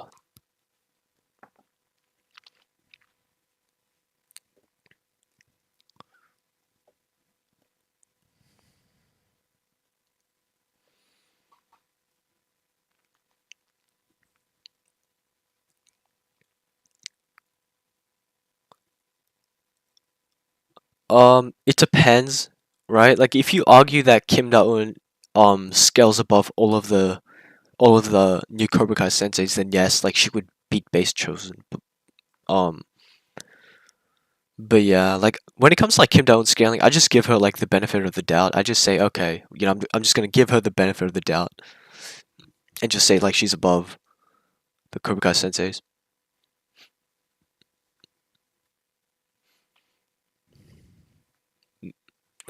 It was Yan Wu. Yan Wu, like the blonde sensei, was the one that was able to uh fight off Johnny and Chosen. But like, they were so disappointing overall because like how are you gonna like hype us up like with the new Cobra Kai senseis by having one of them take on Johnny and Chosen at the same time, and then like at the end of the season have all of them get like body slammed by Johnny by himself? Like that was just such a disappointment, bro. Like it's already disappointing enough that most of them didn't even have like any character at all. Like besides Kim Da-eun, like even then Kim Da-eun didn't really have any character at all. Like she was just a stereotypically um yeah, and her accent was terrible, bro. She sounded like a Sith Lord. Like your feelings have made you weak. Like that was so like even by Cobra Kai standards, like her lines were terrible. Um, but yeah, the senseis were just disappointing overall.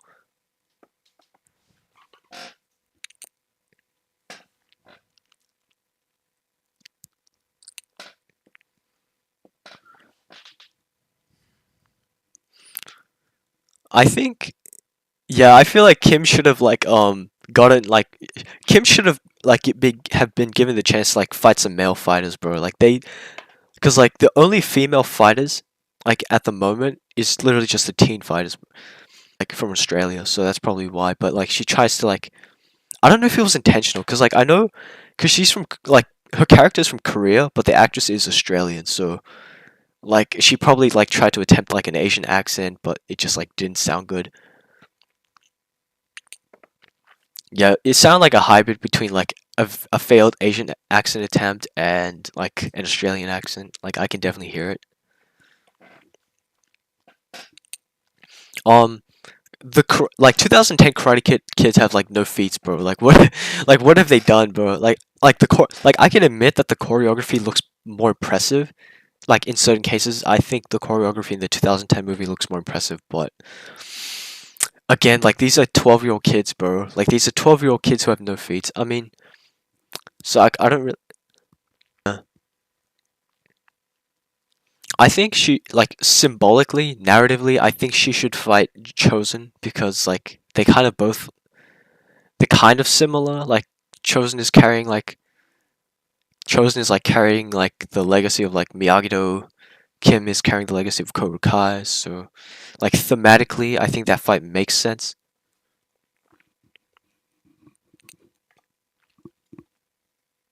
Wait, my mic keeps cutting out. Is it better now?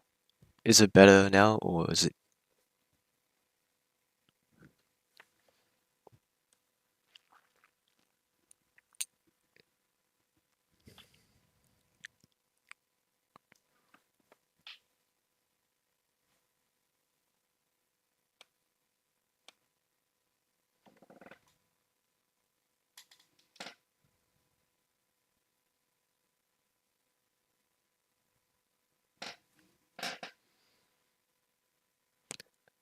I hope that they redeem Chosen, bro. Like, I feel like Chosen got done filthy in season 5 because he was just a comedic. I didn't like that they made him like too much of a comedian. Like, wasn't he supposed to be like? Yeah, I didn't like that they made him like too much of a comedy character. I feel like they should have like made him seem like more of a threat. Like, I love that he beat all like the Valley Senseis. Like when he beat up the Valley Senseis, like that was really nice. But yeah, Terry and Chosen, bro. Terry's gonna be in jail, bro. How's he gonna fight Chosen? Yeah, like Kim definitely needs to get more feats, bro. Like I've seen so many people say that Miguel beats Kim. Like that's not good, bro. Like that's terrible take. Like another stupid like sentiment that like belief that I hate seeing in the community is just like I've seen people say like oh like any of the boys would like low diff Tori and Sam. Like that's not gonna happen, bro. Like at the very least, every single person in the main five would all give each other like a high diff fight. Like I really think that like the gap between all of them isn't big, right? And like the physical differences in biology like don't matter that much. Like it exists, right? I can acknowledge that it exists, but like it just doesn't make much of a difference.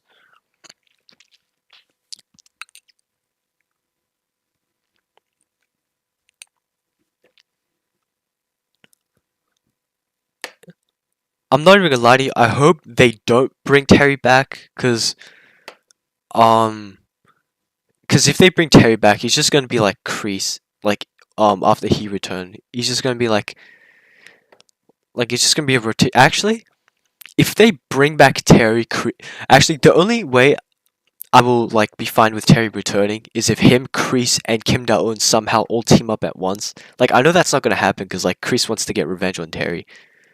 Actually, I want to see Kreese and Terry fight. Like I'm not even gonna lie to you. I hope Terry becomes like Kreese's cellmate or something. Like I know Kreese escaped, but you know if he goes like back to jail, I hope him and Terry fight.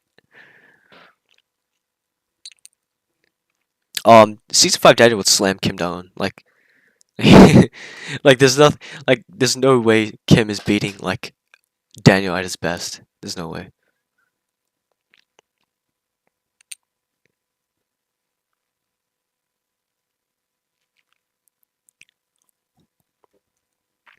Um, I don't know if Terry. I mean, I think Terry would dominate season 3 Kreese, but we know that season 5 Kreese got stronger because I don't know if you're here for the stream when I like explain this, but in season 5, like we see Kreese evolving because like he was like going through those therapy sessions and he was trying to find the man better than version of him. When he beats the ass of like all the prisoners, like we see him turning into his like younger version, like symbolically, of course, not literally, but it's also because like the reason if he was the same, like you wouldn't use like the same actor, right?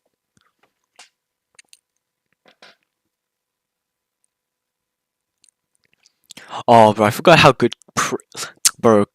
Like Kreese's lines in season 5 was so good, bro. Like it was so funny, man. Like when he beat the prisoners up, and then he like lifted that one guy up with the beard, and he's like, "From now on, you're gonna give me your jello." Like that was like Kreese. Kreese always has great lines.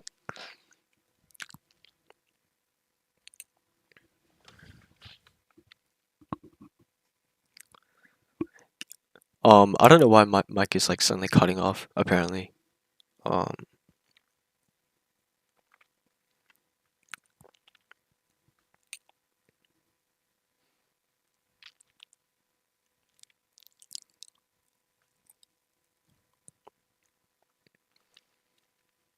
alright, let's see. Yeah, Prime Kreese is better than Prime Terry. I agree.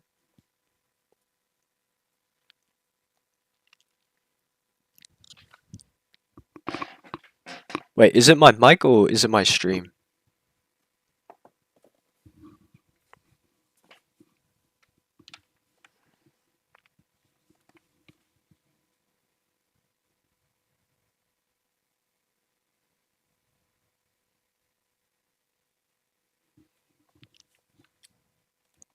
Oh, is it better now or is it the same?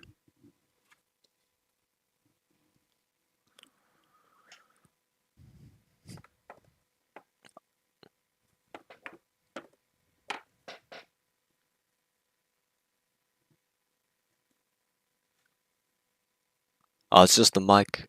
Okay, could probably beat Kreese as well, because if Mike was scrapping with base chosen in season 5, he could probably beat Kreese in season 3.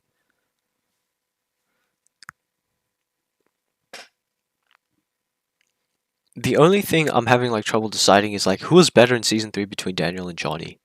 Because the only reason I think it's difficult is because Johnny beat Kreese, right? He beats Kreese, but Kreese is like holding back. Right, but at the same time, this is like a healthy Kreese. So Johnny beats up a healthy Kreese, but Kreese is holding back. Daniel also beats Kreese, but Kreese this time is like injured, right? Because he just got knocked. He just woke up from being knocked out by Johnny. So I don't know who's better in season 3.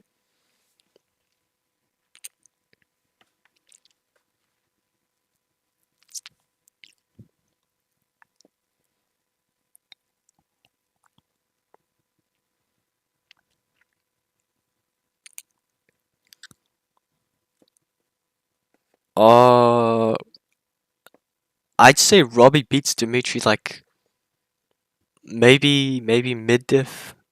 I honestly like. Actually, I don't think the difficulty really matters, does it? Like the outcome is what matters, right?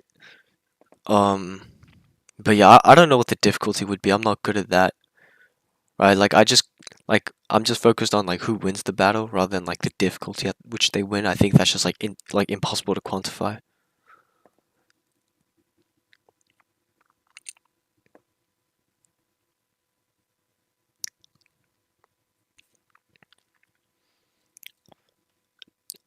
No, I'm talking about Kreese before like before he got knocked out by Johnny, cause like yeah, I know that like after Kreese woke up he tried to kill Johnny or something like that, but yeah, I'm talking about like before he got knocked out by Johnny.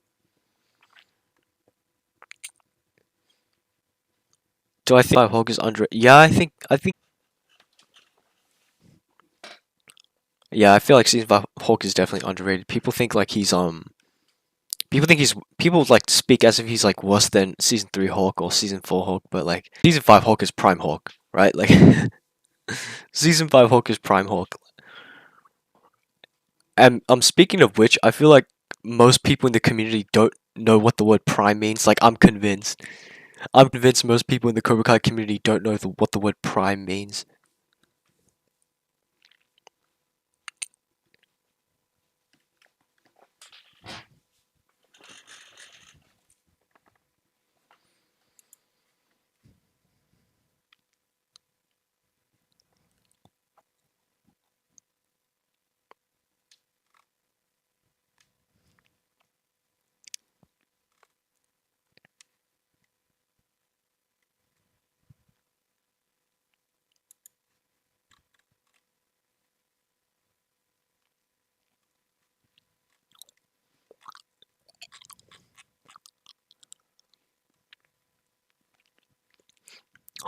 Wait, guys. Season 3 Hulk versus Season 5 Sam. Let's see if he gets this right. I don't think he's gonna get this right. I bet you he's gonna say Season 3 Hulk wins. I'd be very surprised if he doesn't like.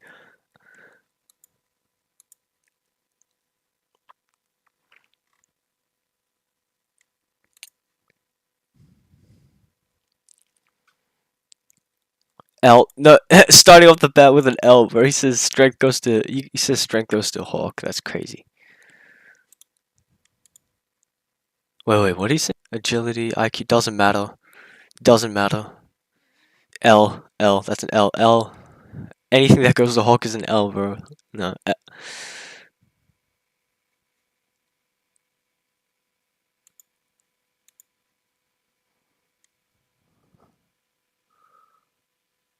Send in chat. Hold on. Uh, wait. I want to see the rest of your skill. It doesn't matter, bro. These these stats are useless. Potential. What? L. Yeah, I see. I knew he would get this wrong, bro. Like most Cobra Kai shorts creators, like are stupid, bro. Like, hold on. Wait. Can I even send a link? Hold on.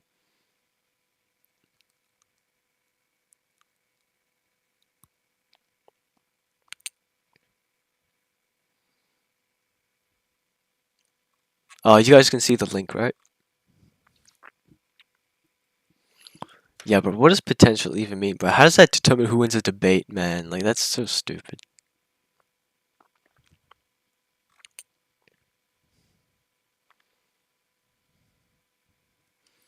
I mean, like, to be fair, like, most stats in these, like, versus battle shorts are useless, right? Like, IQ, battle IQ, like, what is, the stat combat, bro? What does combat even mean, bro? Like, and how's, like, strength and power different stats, bro? It's the same thing.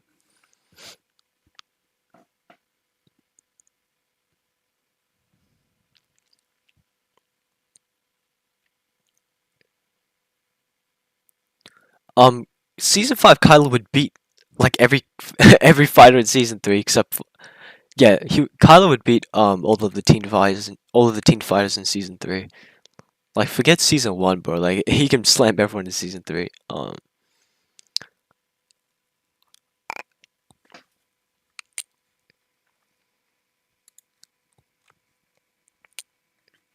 let's look at the comments. No, this guy's just stupid, bro. He says yeah, of course, bro. Like everyone just says, "Oh, I just hate Sam." Like of course he does. Like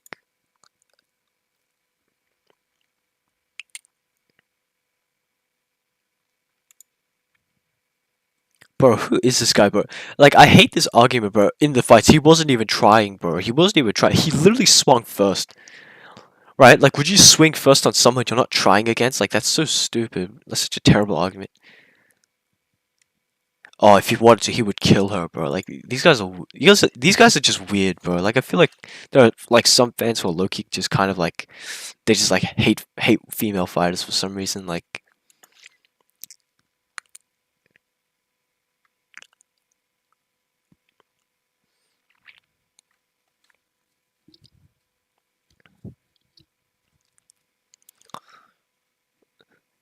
yeah, Cobra Kai fans can be really, like, I don't know what the word should be. Like, is it sexist or is it misogynist? Like, I don't think either word is correct, but, like, they're just like all I can say is that they're just stupid, bro. Like yes, like there is like biological differences between men and women, but like obviously, clearly these biological differences do not matter in like the Cobra Kai universe. Like if they actually mattered, like why the hell would we see Sam beating up like multiple trained male fighters at the same time? Like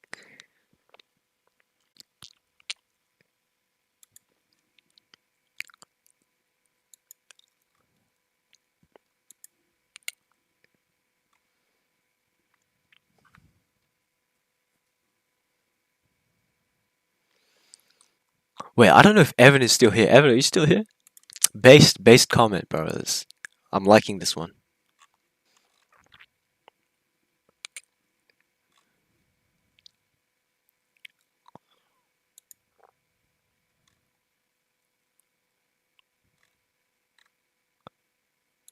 Bro, look at this guy, bro. I see this guy everywhere. This commenter, like, with a, I swear, bro. If you like, any Cobra Kai power scaler who has like Miguel in their profile picture just doesn't know how to power scale, bro. Like, can you tell me like the last? Kenny, like, I'm literally about to make a video on why. Okay, this is like a very interesting topic that I wanted to talk about. Like, do you guys think Do you guys think Kenny would have beaten Miguel at the Sekai Taikai qualifier? Like, I'm not asking. Like, obviously Miguel's the better fighter, right? But so is Hawk. Like, I'm asking, do you think Miguel could have beaten Kenny at the Sekai Taikai qualifier? Like, assuming like Kenny had all the same advantages.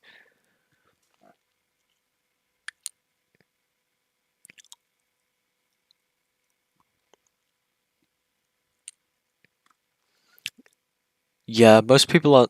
Most people in the community are kids, bro. They're like 10 to 13 years old. Some people are 14 to 17, but a lot of them like don't know how to think logically.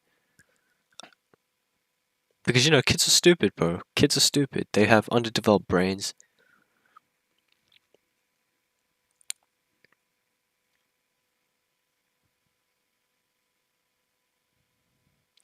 Yeah, because something that I hear like so often is that like, oh, Miguel would have like obliterated Kenny because he doesn't have like a connection to you know Kenny like Robbie or Hawk. But the thing is, right? Like if Hawk held back against Kenny because Robbie told him to, like I have no doubt that Miguel would have also held back because Robbie told him to. Like I don't see, I don't see how anything would have been different if Miguel fought instead of Hawk. Like it would have just, I think it would have just ended up the same.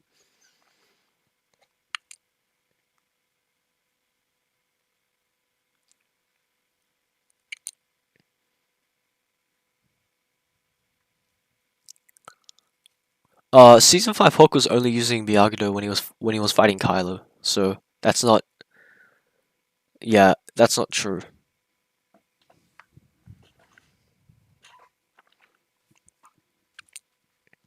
Also, like that's just like it's pretty much stated that like Miguel, Robbie, and Hawk are like all on the same level. Um,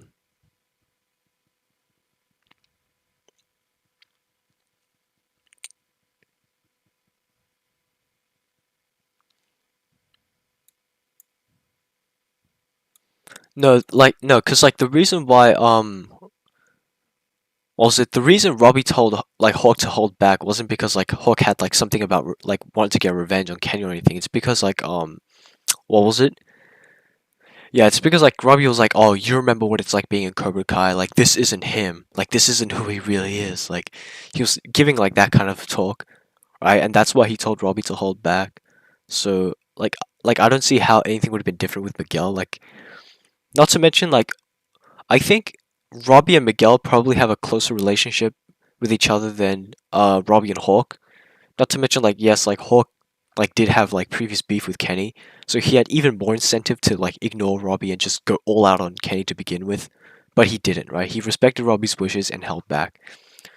Right? So Miguel, who's even closer with Robbie and doesn't have like any personal vendetta against Kenny, I think he would have held I think he definitely would have held back.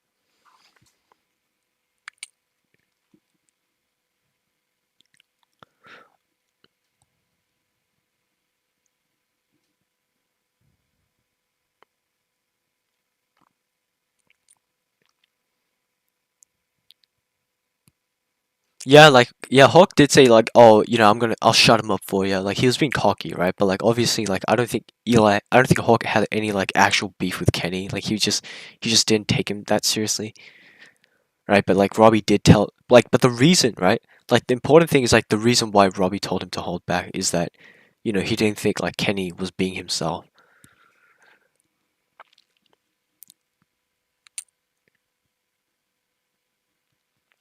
Uh, Season 3 Sean Loki does beat Season 2 Miguel because here's the thing, right? Season 2 Miguel barely beat Season 2 Robbie. Like he was like huffing and puffing. Like yes, Miguel was the better fighter between the two in Season 2, but like you have to understand that like Miguel was huffing and puffing. He was like bleeding and shit. Like he was like tired. He barely beat Season 2 Robbie.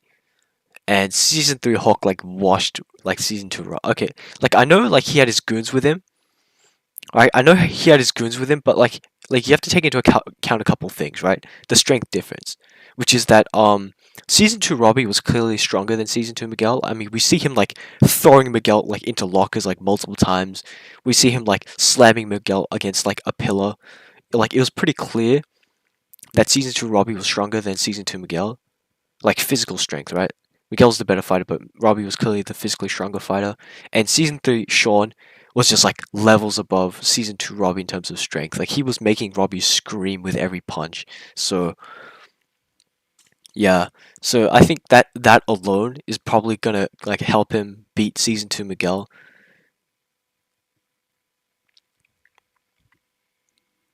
Uh, I mean, in terms of skill, yeah, you're right. Like it is just season 2 Robbie using offense, but um, you have to take into account that like the version, like Robbie gets stronger. Like Robbie gets stronger during prison. Like for example, like I said, like in season 2 when during their first fight, right? Like every punch Sean threw at Robbie, Robbie was like screaming in pain. But in their second fight, like Robbie was like tanking these attacks and was actually like hurting Sean pretty badly and actually won the fight. So it's clear like Robbie does get like a physical strength buff like halfway through season 3. So yeah, it's not the same Robbie that fought Miguel in season 2. So yeah, I think Sean like just because of like that insane physical gap, like I think Sean beats season 2 Miguel.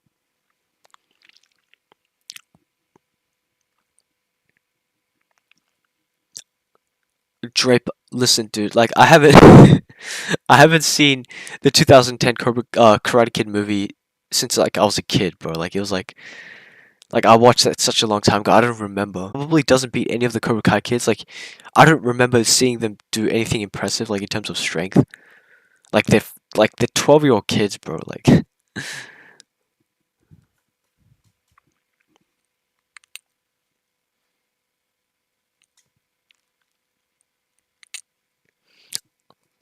the only difference between Eagle Fang and Cobra Kai is that like Johnny like teaches them to be like more honorable. Like he says like Cobra Kai is all about using like everything to your advantage, right? Whether it's like fighting dirty or cheating, like just do everything to win the fight. Whereas like Johnny's style of Cobra Kai is more like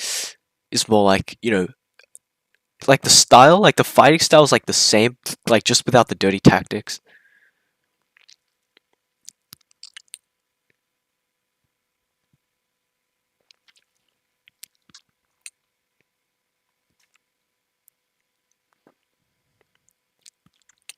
Yeah, exactly, bro. The 2010 Karate Kid, you know what's crazy? The 2010 Karate Kid movie isn't even about karate, bro. It's about kung fu. And yeah, all the kids are 12, so not very convincing threats. Um,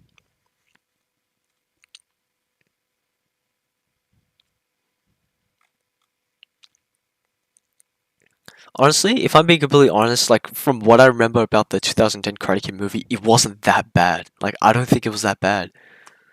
Like I remember, like what was it? I watched like the first ever like it was the first like I'm kind of like I'm not even ashamed of it, bro. Like the 2010 Karate Kid movie was the first Karate Kid movie I ever saw. Like I saw it before the 1984 one, which I saw because like was it my dad got me like a DVD of the 1984 Karate Kid movie like much later, but yeah. Like the first Karate Kid movie I saw was the 2010 one, and honestly I don't think it was that bad. I don't think it was that bad.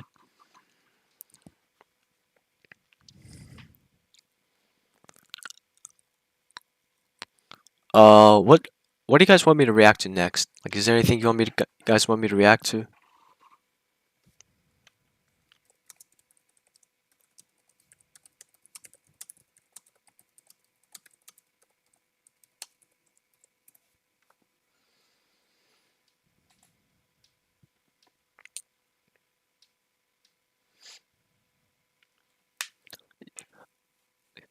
If the 2010 kids were okay, so the 2010 Karate Kid movie took place in 2010. In Cobra Kai, it's currently 2019, right? In the Cobra Kai universe, it's currently 2019. So yeah, the 2010 kids would be 21, bro. They would be 21 years old. They would slap the shit out of every single. Like I have no doubt they would slap the shit out of every single person in Cobra Kai. Like if, like, come on, like Chang at 21 years old, bro. Come on, that little demon would like body slam everybody, bro. Like, yeah, I don't know why people think Dre is gonna return in season 6. Like, it's already confirmed by the creators that they're not canon, bro. Like they're not canon. They don't exist in this universe.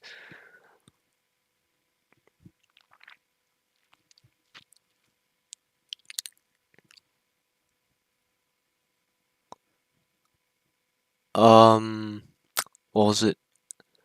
Like, oh yeah, did you guys hear about the the new Karate Kid movie that they're developing in 2024. There's apparently like a new Karate Kid movie that's coming out next year. I don't know what it's about though, honestly, because like apparently it's going back to like the Miyagi-Do roots, but yeah, I still have no clue what it's gonna be about.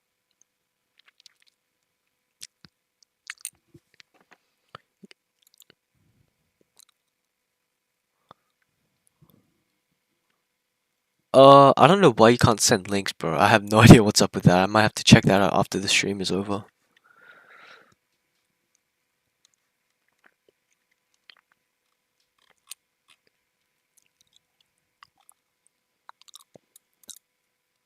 I have no clue, bro. Like, I have no clue about, like, the new Karate Kid movie. All I know is that, like... Okay, so it's kind of confusing, because in the new Karate Kid movie, they said it's gonna go back to, like, the origins of Miyagi-Do, right? It's going back to the Miyagi-Do roots. But at the same time, like, the creators of Cobra Kai aren't involved, right? Like, the creators of Cobra Kai, like, said that they're not involved in it at all. So I'm so confused about that right now, so... I hope it's not a reboot, though. If it's a reboot, I'm gonna be so disappointed. Like, I hope it's a prequel, mostly. Like, I hope it's a prequel about, like, Mr. Miyagi. Like, that would be pretty cool.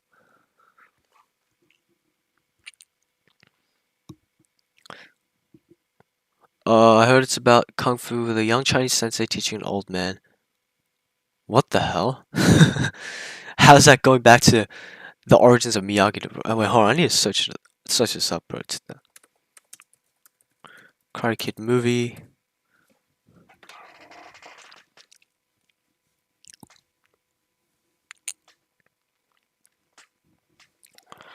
Alright. Okay, so they described it as the return of the Karate Kid, original Karate Kid franchise. Okay, so they said original Karate Kid. That means the 19... Actually, yeah, they're talking about that trilogy, bro. What? The Karate Kid, the original Karate Kid franchise. So what does this mean? What does this mean? June 7th, 2024. Alright.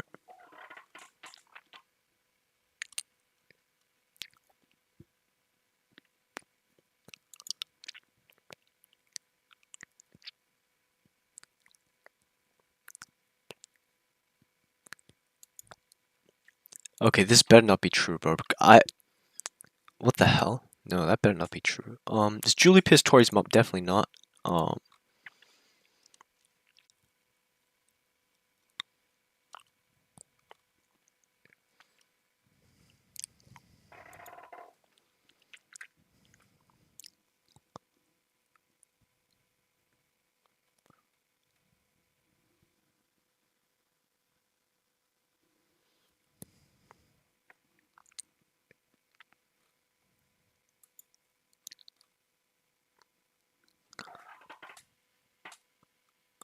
John Kreese must be mentally disabled in Cobra Kai Season 3.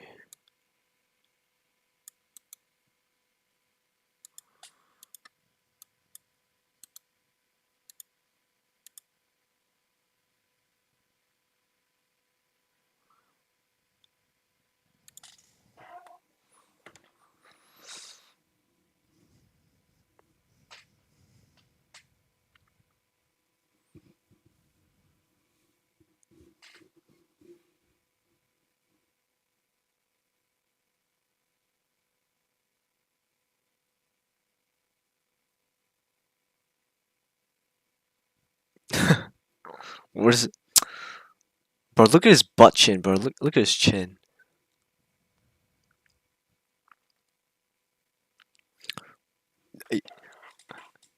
Like, if we're taking this out of context, bro, this is a 70-year-old man, bro. This is like an old-ass man fighting against like a couple middle-aged men in a karate fight, bro. Look at his face.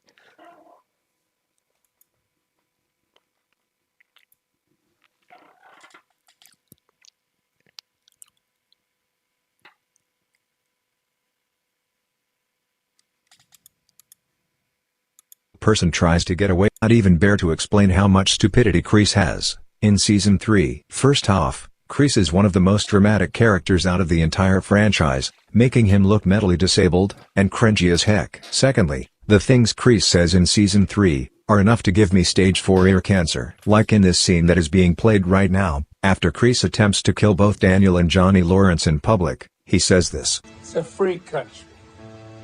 I guess trying to kill people in public with karate makes it okay, since America is a free country, according to Sensei Kreese. Thirdly, I honestly think Kreese might have a serious mental disability from the Vietnam War he was in. What kind of idiotic person tries to get away with murder by saying it's a free country? He must have a massive brain tumor, or some sort of parasite eating up his brain to make him this much of an idiot.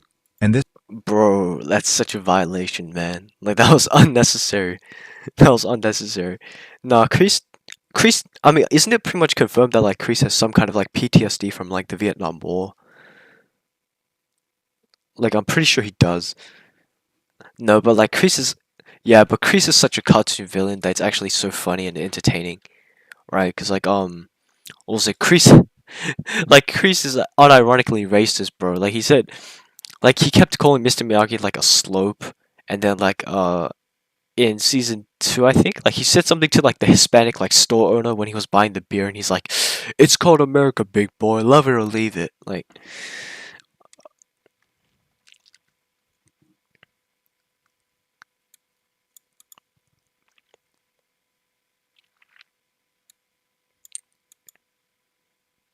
nah, Kreese definitely has PTSD, because he always talks about, like, war and stuff, right? Like, no, he definitely has, because, like, okay, look, I don't think a normal person would be like, you know, oh, prepare your soldiers for war, while he's talking about, like, 16-year-old high school kids, bro. Like, like, they're not soldiers in, like, a actual war, but he keeps thinking that it is. So I think there's definitely, like, some kind of trauma, like, involved. Yeah, he's like, "It's called America, big boy, love it or leave it."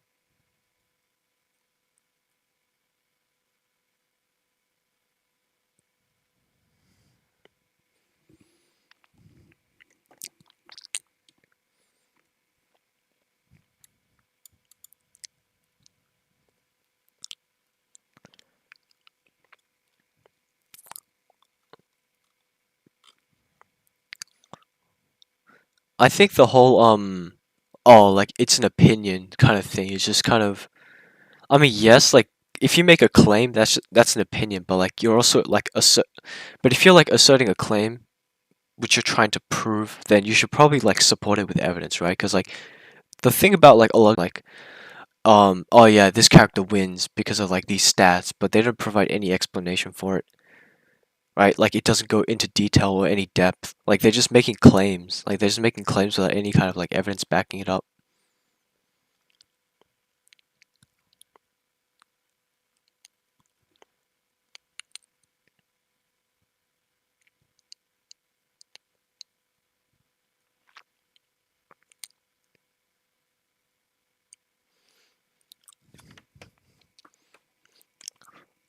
Also, something I wanted to ask you guys, like, how would you rank your favorite Cobra Kai seasons? Like, rank them from, like, best to worst. What's your favorite Cobra Kai seasons, like, from best to worst? Because, like, I genuinely want to hear, like, what you guys think.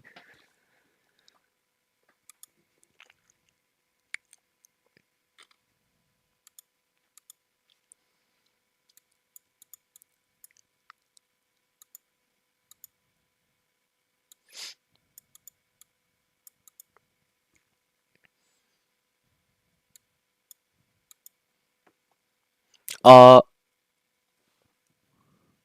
Season 2's your favorite? Season 5? Wow, very different opinion. I'm not even gonna lie, like, season 4 is definitely my favorite season. Like, I don't know, bro, it just hit different. Yes, facts, bro. Season 4 was definitely my favorite one.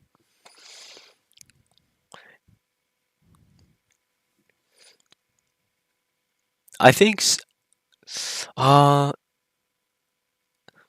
yeah, I think, like, my least favorite season has to be, like, between season 2 and season 3. Like, I'm gonna make a video on it soon, maybe, like, within the next week or something, but yeah. Season 4 is your least favorite. Ooh, hot take, hot take.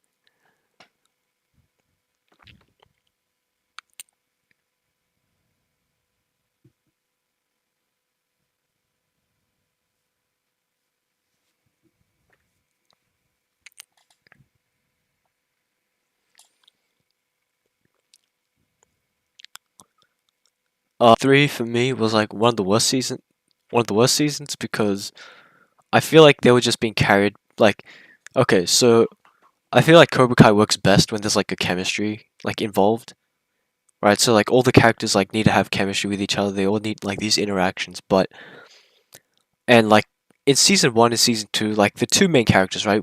Like I pretty much like just Johnny, Daniel, Miguel, and Robbie. But the thing is, like Miguel is in the hospital, Robbie's in juvie, Tori's under probation, and so like the only main five characters that are still like present, like interacting with other people is like just Sam and Hawk, and like I don't know about you guys, but Sam is just not a compelling character, bro. Like Sam is not a compelling character. Like she's not relatable. So I feel like it was kind of hard to like take her seriously or like to find it like entertaining for her to like be the leader of Miyagi-Do with like only Demetri.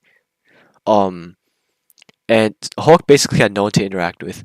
Like who did Hawk like who was Hawk gonna interact with in Cobra Kai? Like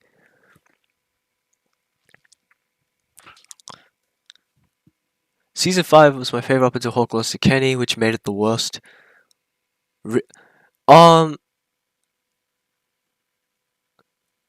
wait, wait, is that why season three is your favorite? Because Hawk was just being a menace.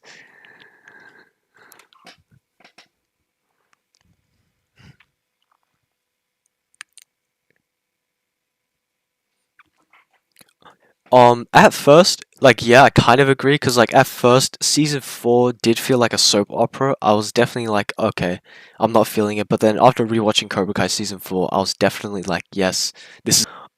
Okay, but, like, Doug isn't really, like, he's a background character, bro. Like, he's not, like, a prominent character, if you know what I mean. If you know what I mean, you know? Like, so yeah, Hawk only had, like, a bunch of background characters to interact with. Sam is just a boring and like is a boring character that's not compelling at all. So I feel like they didn't really have much chemistry at all. So that's kind of why season three was kind of a letdown. Like it did get much better though, right? Like once Tori came back, like everything changed. I think it got better, but like Tori was also just kind of disappointing in season three. Like she just stayed the same as she was in season two. And she became like a very cliche villain, like a stereotypical cartoon villain. She was basically just Sam's boogeyman.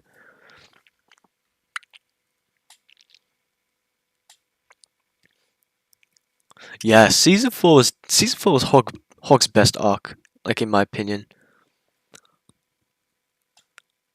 Season three was yeah, season four was Hawk's best arc because like I feel like his character like became like just so much better like in terms of like quality, right? Because like at first, right, Hawk was just a character like he was just like a bullied kid, right? A bullied kid like he creates this like Hawk persona to like get a it's like as a form of like escapism, right? Um, and then he like becomes a bully, right? Because like this training, like his training, in Cobra Kai just like makes him like worse and worse until like he finally just becomes a like a full on like maniac. Like he breaks Demetri's arm, trashes the dojo and stuff. So yeah, but in season four, like he gets like humbled, right? Because he gets his mohawk shaved, so his entire persona, so everything that he's been relying on is pretty much gone. Like his persona is gone, right? He's now back to being Eli. And he's able to like overcome that, right? He regains his confidence. He beats Robbie. So I think that was just like honestly the best arc for him.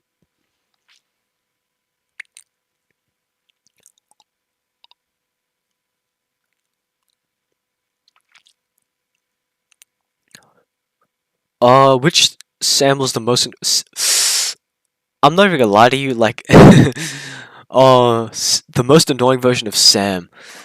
Uh, uh, nah, Agni Kai, bro. Don't lie, bro. Like every season of Sam annoys you, bro. Like, don't you don't have to be modest, bro. Every season of Sam annoys you. I know that.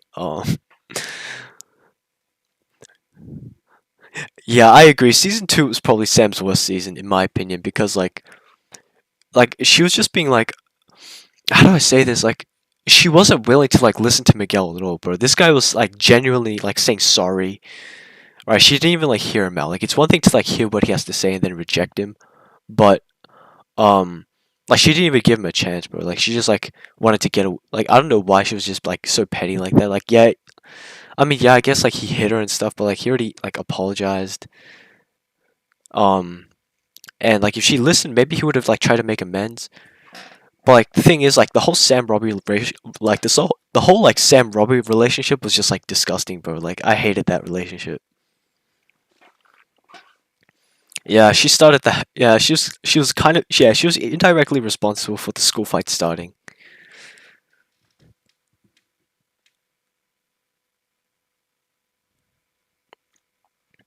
Yeah, season two. Yeah, she kissed Miguel, and because of that, like she like it was a chain reaction, bro.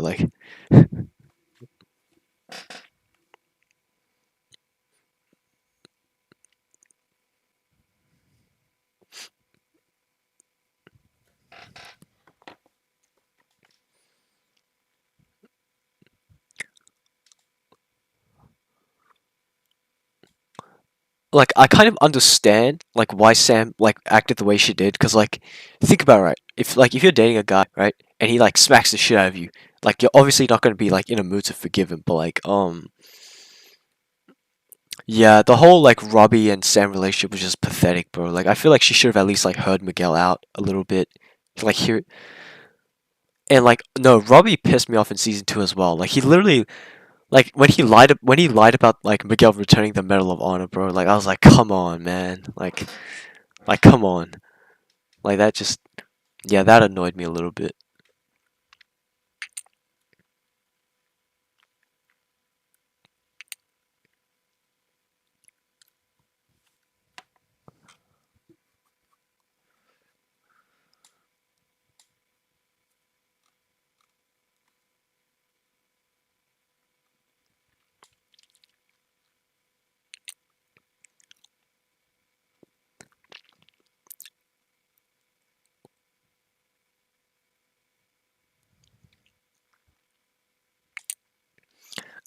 The one thing I wished I saw in season three was like more interactions between Tori and Hawk. Yeah, I definitely wished we saw more interaction between Tori and Hawk, because like they were the only two like prominent characters in Cobra Kai. Like besides Tori and Hawk, who else was like in the dojo in season three, bro? Like Mikey, Doug, Mitch. Who the fuck cares about them, bro? And yet like even despite that, like Tori and Hawk barely interacted in season three, which I found really disappointing. Um, yeah.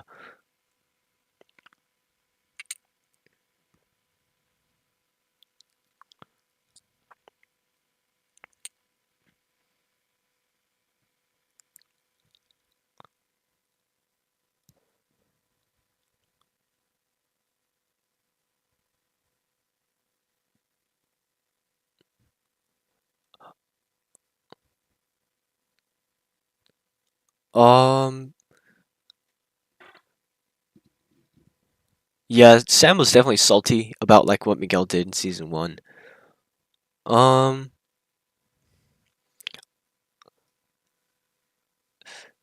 actually, I'm not even gonna lie to you. Like yeah, Miguel like got together with Tori, but I think he still liked Sam in season two. I think he still liked Sam, even though he got together with Tori.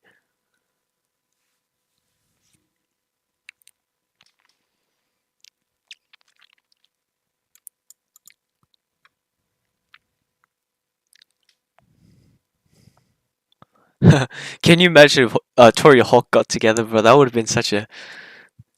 I mean, I could see it. I can see how it would have worked, because I'm pretty sure the actor for Hawk and the actress for Tori like are dating in real life, so like the chemistry would have been nice, but like I do prefer like Robbie and Tori.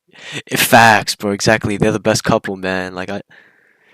And facts, bro. Sam and Robbie is the worst couple in the show, bro. That was disgusting, bro. Like I hated that so much. It seemed like they seemed more like siblings, bro. Like especially in season two when they were like talking about Robbie's like fake ID, like that definitely gave off like sibling vibes, bro. So when I saw the kids, I was like, nah, this is this. It's hinted throughout the show that like Miguel and Sam still like each other, right? Like it's hinted throughout the show that Miguel and Sam like each other, still like each other, and they have her get together with Robbie anyways. That was just disgusting, bro.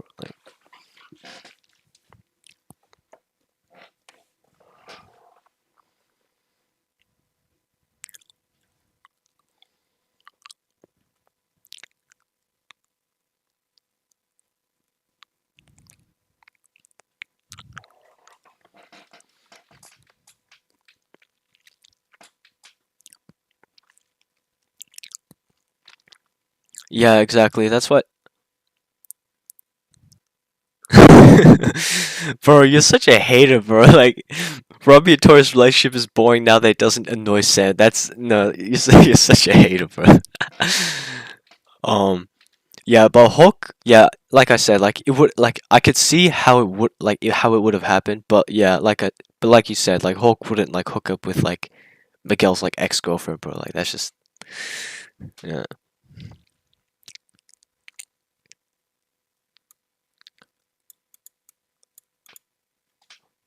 I mean, to be fair, like I mean, Sam and Robbie, Miguel and Tori, like, what's the difference, bro? Like, they're equally bad, bro. Like, they're equally bad.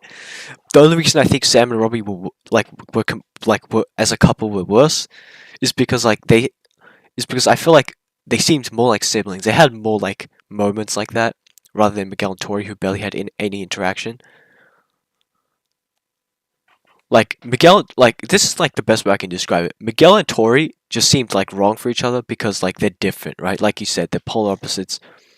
Like that's why I think their relationship was just kind of awkward.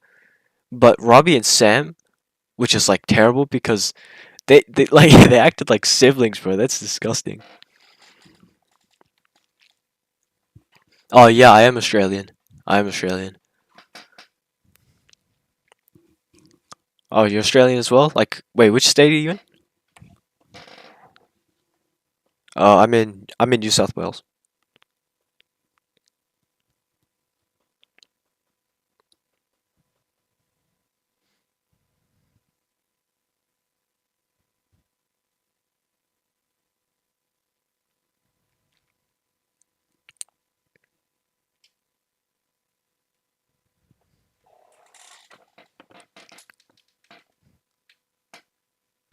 Bro, like Agni Kai's like notorious for like hating Sam, bro. Like that's all right, and I bet like he's proud of that too. He's proud of that.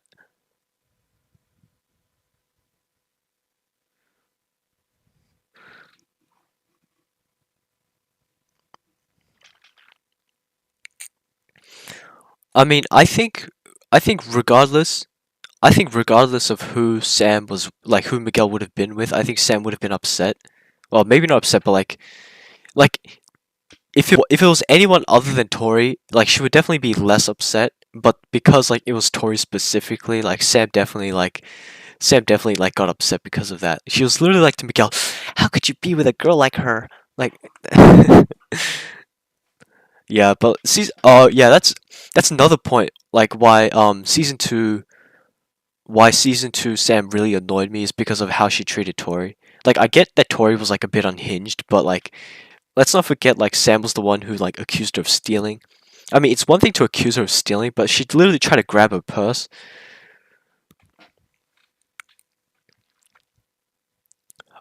Oh shit, you live in C too? Ah, same. I live in Sydney as well.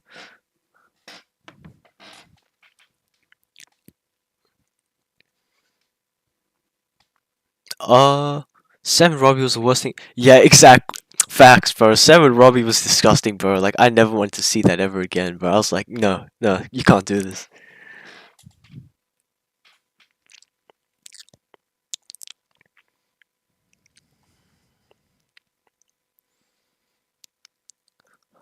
You don't see the sibling thing. Okay, okay. Let me give you some examples, right? Um, do you remember in season one when Robbie and Sam first meet, right? Like she was chilling by the pool and Robbie was like walked in, right? And then like they have like a bit of chit chat, and then Sam was like, "Oh, good luck with the tree," and Robbie was like, "Oh, what tree?" That definitely felt like a sibling kind of moment. And then yeah, exactly. They were living together as well, so like yeah, they were living together as well, and then at the mall when they were having like they were eating and like they were talking about like Robbie's fake ID. Like their chemistry just seemed like more like siblings. So when they started like kissing, bro, I was like, oh, this is disgusting, bro. Get this shit off my screen, bro. Like it was, yeah, it was terrible.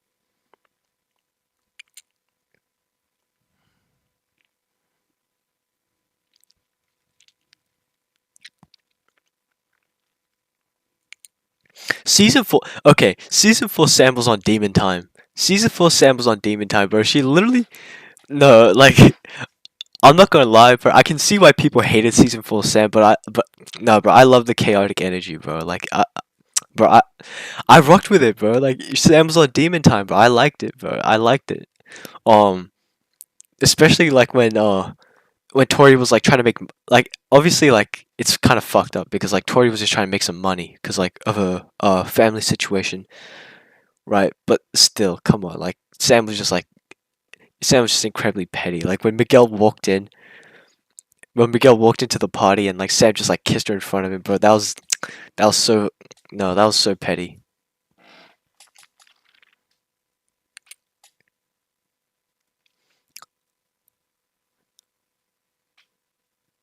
When am I gonna start the debunking thing?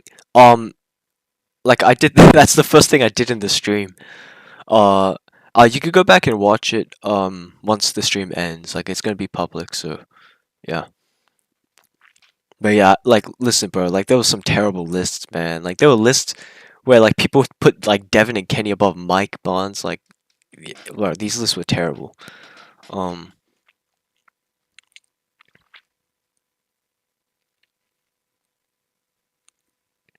but it was like thing is they were it wasn't even a one night stand, bro. Like they were just like kissing, bro. And like Sam, no, but that was so funny though. Like I know it was like a sad scene, but like Sam like got in there like all happy and dressed and all prepared, and she walks in and see Miguel like sucking face with another girl, bro. Like that was so funny. That was so funny. Like I feel bad for laughing, but that was so funny. Right? I bet like Agni Kai was laughing at that too, bro. He was probably like, yeah, he was probably slapping his knee. He was probably slapping his knee and shit. It was probably that funny for him.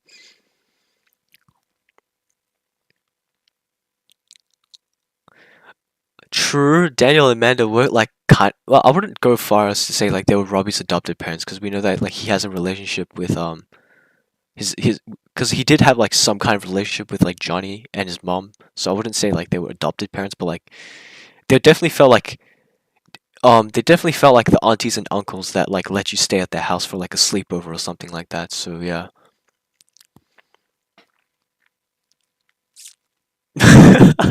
You had a nightmare that Sam defeated Hulk the same way Kane did. That's fun. That's that's funny, but I didn't hate Amanda for getting Tori fired because like I mean I felt bad for Tori, but I didn't hate Amanda for it because was it? It wasn't really her fault, was it? Like Tori did kind of like just like spurg at like at. Actually, if I was her, I would have like just fucking thrown the soup at the guy, bro. He wouldn't shut up, bro. He just kept saying, but waitress, my spoon, my spoon." Like my soup is getting cold. Like shut up. Like yeah. So like if I was Tori, I would have lashed out as well. But yeah, I don't blame Amanda for it. Like it wasn't obviously like it wasn't her intention to do it.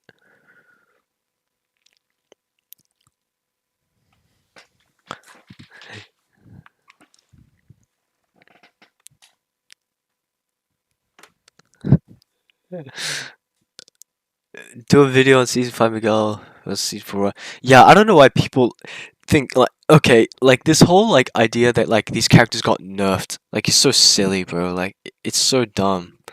Like it's so dumb. Like these fighters don't get magically weaker besides like if they have like a serious injury like Miguel did in season 3. Like that's like literally the only instance where like a fighter got worse besides like characters getting old and like out of their primes. Like for example, Kreese, Johnny, and Terry.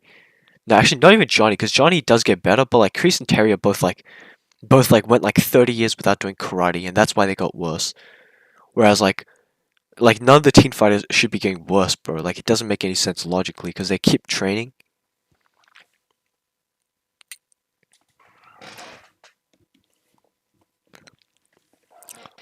Yeah, I definitely do think like Sam is like judged to a higher pedigree than like most characters, but like the reason for that is because like I feel like she's judged to like the reason why I think like people like don't judge Sam like in a humanly way is because like to a like to a normal standards because like she's not like a typical like high school kid, right? Because like I'm pretty sure most high school kids aren't rich, like drive their like own jeeps and stuff, like because like she's so privileged and like not relatable to the average viewer, like they just set her like to like an unrealistic standard.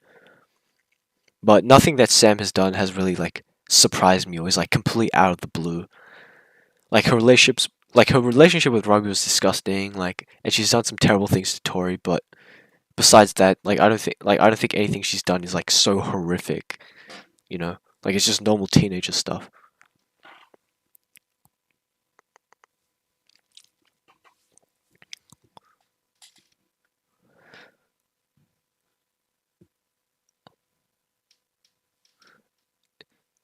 Like, in my opinion, if I was like, in my opinion, like I would like to see Tori win the Sekai Taikai because actually, imagine a storyline where like Tori's mom dies right before the tournament, right? That would give like, and then Tori wins the Sekai Taikai, bro. That would be like perfect storyline for Tori. I feel like, right, like I did make a whole video why like I think Tori needs to win the Sekai Taikai because like she's the only one in the main five who hasn't like really completed her story arc.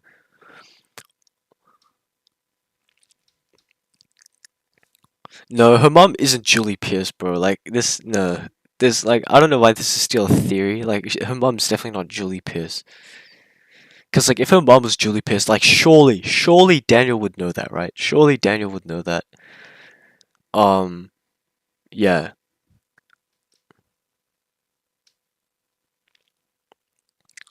Okay. Yeah, I would. Okay, look, I wouldn't be surprised if Sam wins. I'm not gonna say I like it. I wouldn't like it, but I wouldn't be surprised if they do that.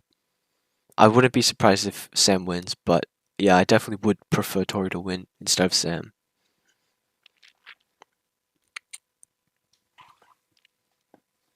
Yeah.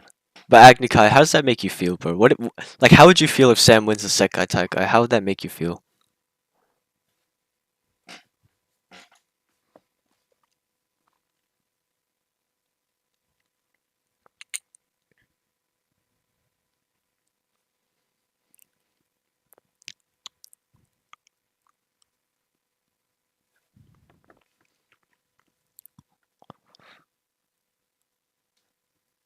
Yeah, I really don't blame Sam for doing what she did to Tori. Like I'm not I'm just saying like I even said that I liked it, bro. Like like I like the energy. Like um yeah, like I feel like yeah, like yeah, I guess it was justified. Tori did break into her house and everything, so yeah. That makes sense. Yeah, if Tori wins the prize money, she would be able to like help like buy a house, give her brother like a better life than she had to live. So yeah, it'd be like a perfect ending. But I wouldn't be surprised at all if the show um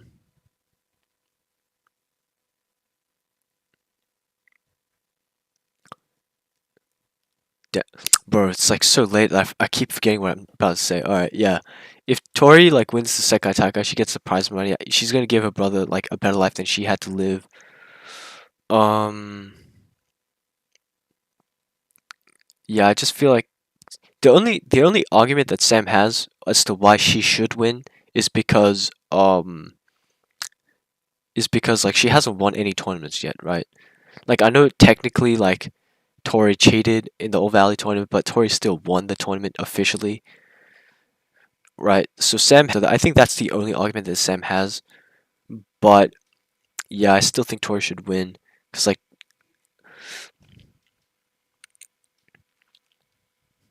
I honestly I don't want Hawk to win simply because like I feel like he's already won.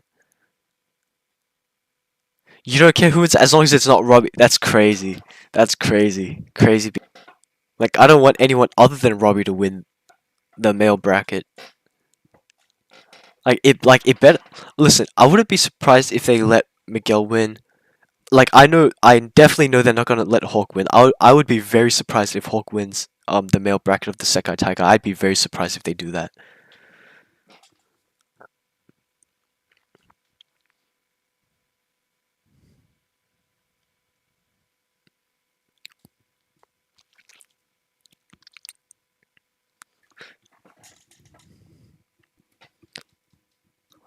Yeah, I'd be very surprised if Hawk wins. Like I think, cause like Miguel and Robbie both have like strong cases as to why the writers would make them win, right? Like with Robbie, he hasn't won anything yet, right? We also have to take into account that like he's Johnny's son, right? He's Johnny's son, like he's like a legacy character. So if Robbie wins, there's value in that. But at the same time, Miguel's like the guy we started out with, right? He's the guy that started like he's the guy whose journey we've been following the whole time. Like he's pretty much the protagonist. So yeah, I wouldn't be surprised if either of them won. I would be very surprised if Hawk won though.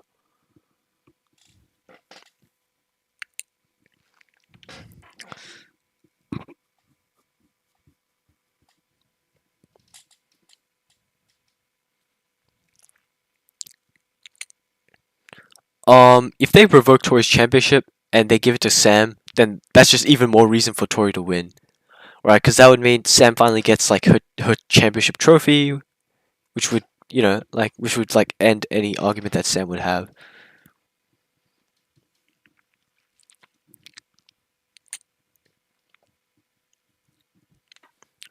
If I'm being completely honest here, like I really don't think any of them should win the Sekai Taikai at all. Like the only one I would want to see win is Tori.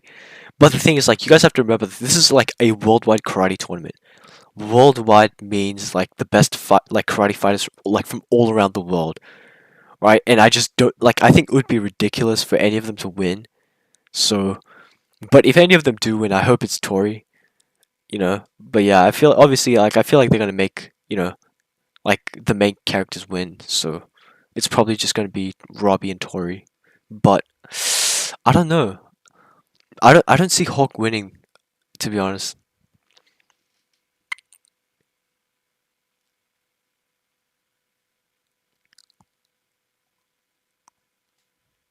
Hawk winning is such an unpredictable outcome. The writers love to subvert expectations. Loki, that is kind of true, but like, like you have to take into account that this is like the final season, right? Like they don't have any more time expectations with something unpredictable, bro. This is like the finale, bro. This is like gonna be the final season, the final tournament. They're not gonna have Hawk win, bro. Like I just don't see how they're gonna have Hawk win. Like yes, it would be like a subvert of expectations, like, but I see it happening. Yeah, exactly. Like I think it would be like it's kind of silly to say that it's unrealistic for them to win because like Cobra Kai itself is like extremely unrealistic already. Like how are you gonna train in karate for like 1 year and already be like at an international skill level? Like that's just silly. But so I'm not gonna like expect them to lose or anything.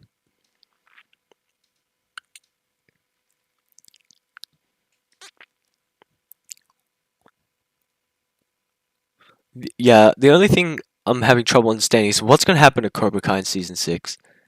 What is gonna happen to Cobra Kai? Like what's gonna be the future of the dojo?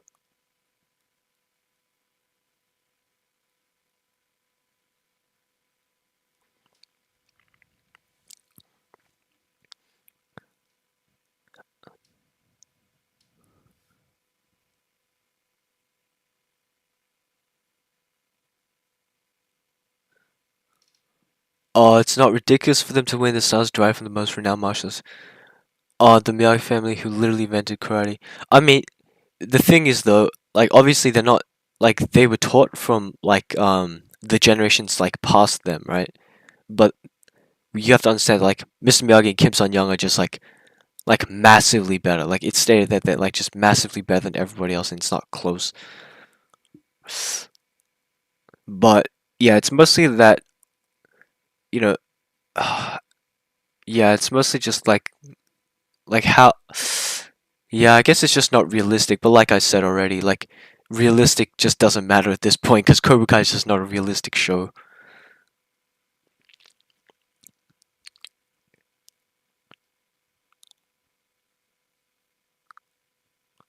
Okay, but why would Kim Da-eun register her like Korean students under the name of Cobra Kai? Like why wouldn't she like just register them under the name of her own dojo? Or like dojang, which is like dojo in Korean, but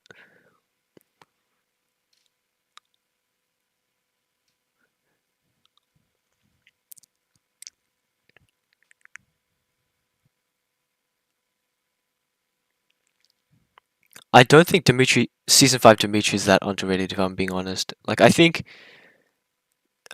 um like he's underrated, yeah, but I don't think he's that underrated if you know what I'm saying. Like people do give him like respect. Uh Most underrated is probably like yeah, Kenny or Kyler, bro. Just one of them, Kenny or Kyler. It's one of them too. Like people think like they're absolute dog water or garbage, but they're a lot better than people think they are.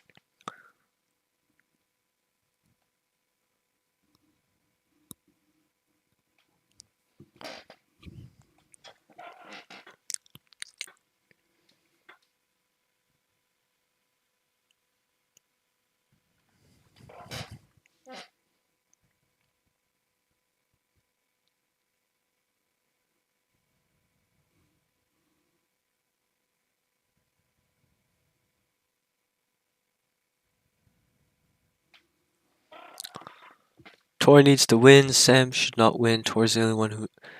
Um, I mean, I guess. Like, yeah, I do agree Tori needs to win, but you know, Sam also got cheated out of the win, so yeah.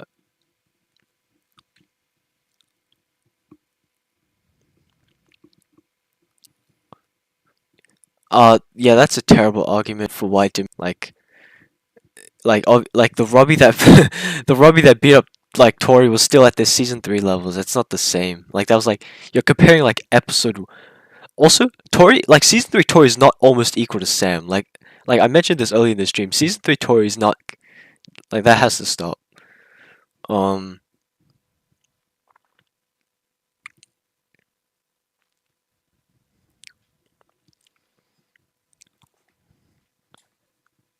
Kenny has to be the most annoying character in the history of the show. Wait, I'm trying to think. Who annoys me more? Who annoys me more than Kenny? Uh,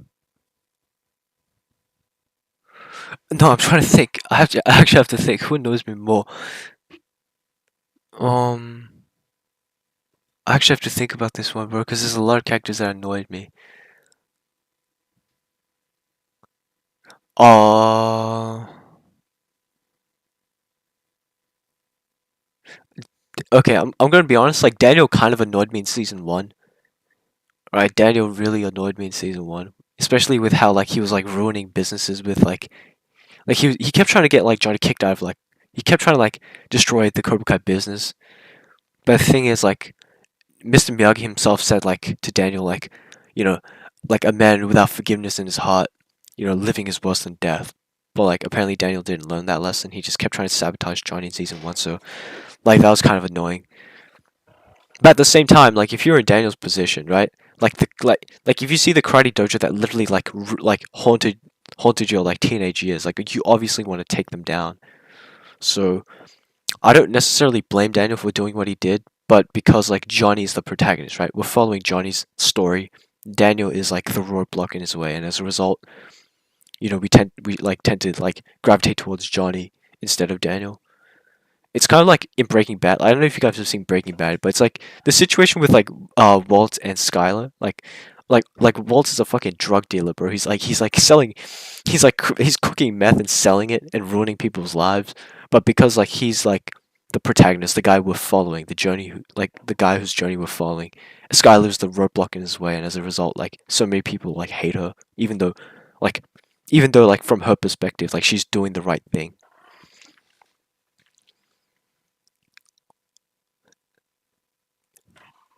Season 3 Tori got crushed by Sam in weapons fight hand to hand. Was it even? Yeah, that was. It wasn't even even. Like Sam was just completely terrified of Tori because of like season of She had PTSD from when Sam like Tori pulled out the weapons, which is why Sam couldn't put up a fight against Tori hand to hand. But like we know that like season 3 Sam would have like demolished Tori in season 3.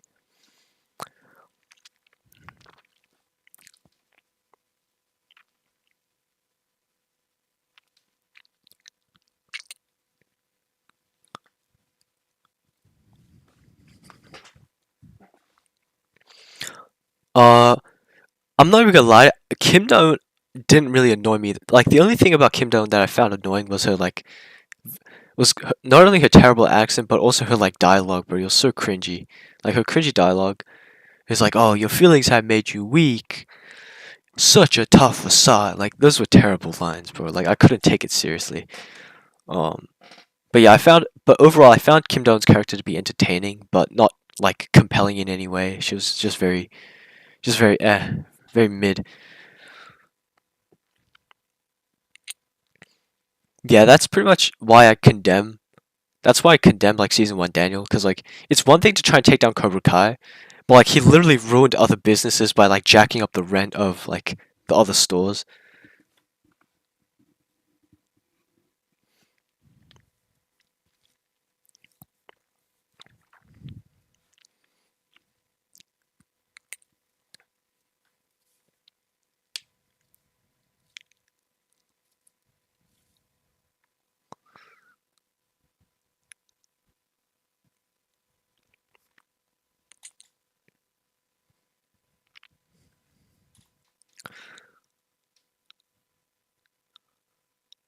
No, he's saying that actually. No, he's saying that in terms of like fighting ability. He's saying that Hulk's better than Miguel, Miguel's better than Robbie, Robbie's better than Demetri, Demetri's better than Sam, and Sam's better than Tori. I mean, he knows he's wrong, but like what can you do, bro? He just hates Sam. Like what can you say? Like he just hates Sam.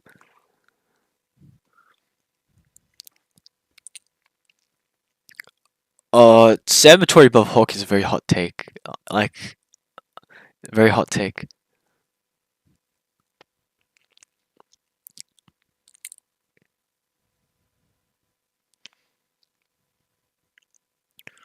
Okay, but do you know? Okay, so do you know why like this season two brawl was close? Right? It's because Tori was completely rage amped while Sam like was completely unbalanced. Right? Like, that's not even taking into account that like Sam literally pulled out a fucking weapon and she still lost. Right? So Sam at her worst defeated Tori at her best in season two. Right? And like okay, let me like explain the scaling. Right?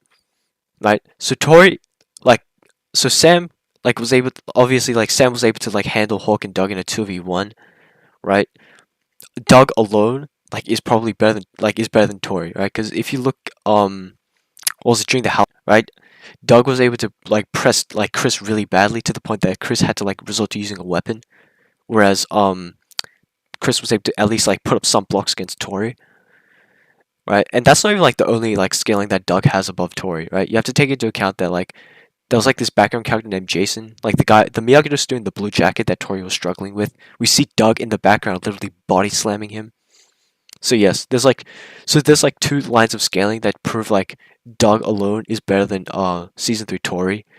And if Sam by herself can handle season three Hawk and season two Doug simultaneously, right, that just means like Sam is massively better than Tori in season three. Right, the only reason why Tori closed the gap between her and Sam, like in season four, like I think it became much closer in season four, is because was it Robbie was teaching them to combine their styles like at the start of the season, whereas Sam didn't do that until like literally like literally the final match. So yeah,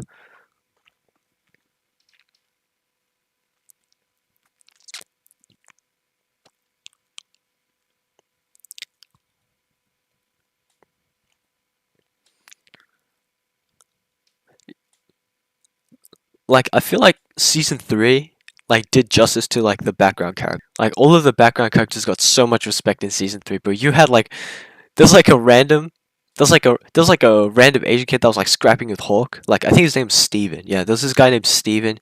He was Loki he was Loki scrapping with Hawk. And you had this like random character named Jason who was scrapping with Tori. You had like this guy named Paul who was like scrapping with Sam. You had like yeah, there was like Doug was like a beast though. Doug was like just beating up everybody.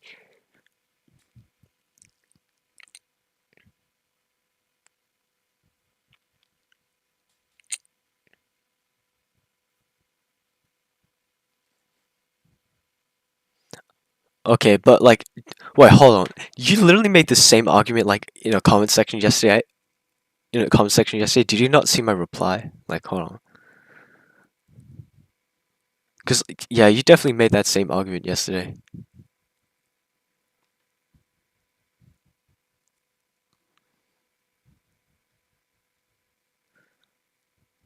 I don't know if you saw my reply, but I pretty much just addressed everything you just said.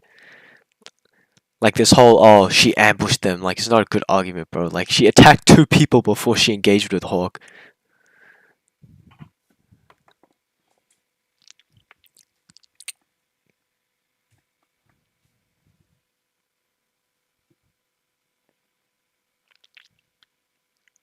Yeah, Mitch is such a loser, bro. He's such a pussy, such a bitch, bro. He's such a loser.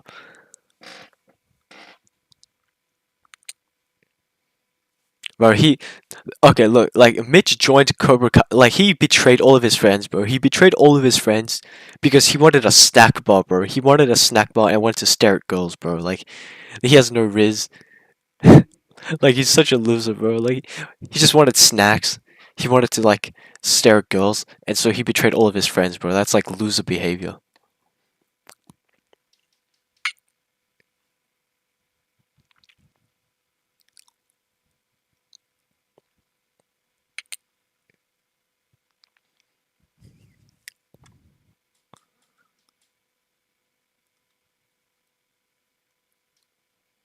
Yeah, Karate Kid 1 Johnny isn't prime Johnny. Yeah. Like the only reason people say that is because like in a deleted scene, right? In a deleted scene, Kreese was like, "No kid could have stopped Johnny Lawrence in his prime." Like that's yeah, but like there's a reason why it's a deleted scene, bro. Like not to mention that Kreese is like like canonically biased towards Johnny. Like he admitted it himself. He admitted it. Like he's biased. So I wouldn't trust what Kreese says about Johnny.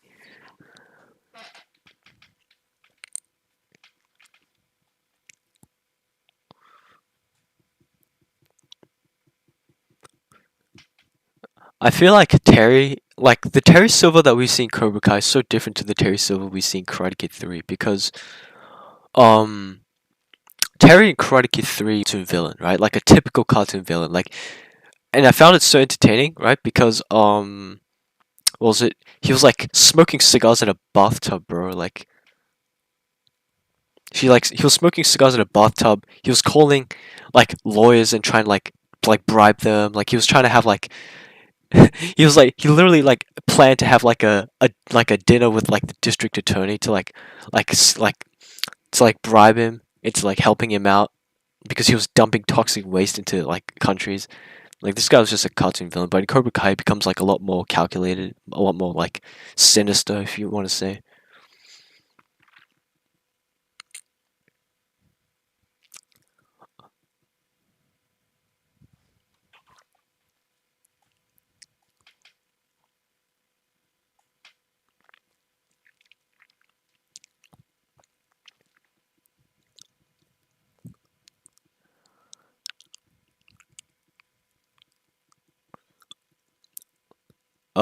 Sh Okay, I don't think there's any way you can actually prove Hawk was shocked. Like, there's no statements, there's no feats, there's nothing that indicates that at all, right?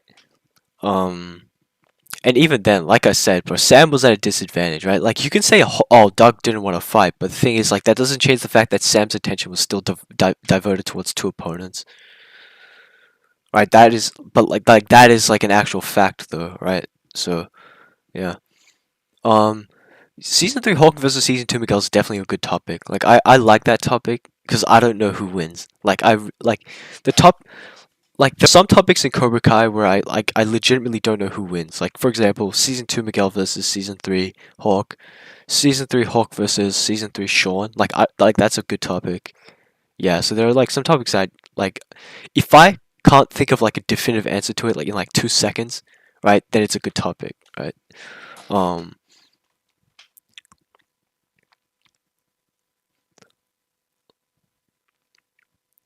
uh Bobby versus Johnny is interesting because like if Bobby fought Johnny during the tournament, like if they like fought each other during the tournament, Bobby would have like destroyed him. But at their best, right?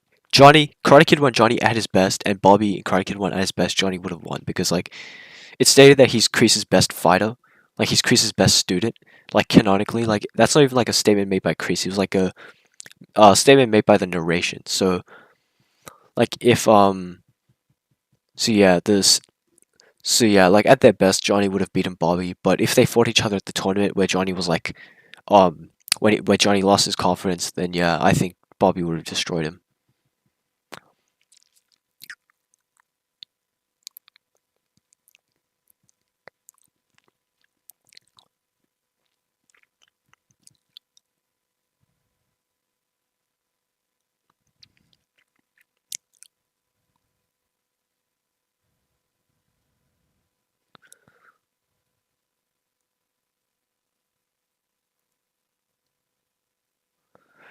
Bro, it's like 4 a.m. Bro. I have to I have to go to sleep, man. Like, ugh.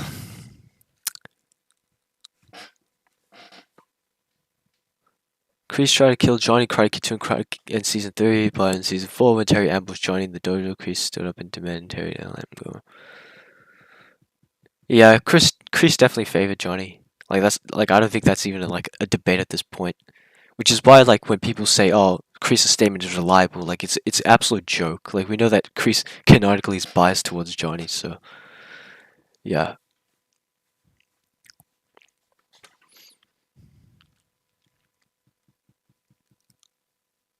Yeah, I agree. I think he would beat Bobby.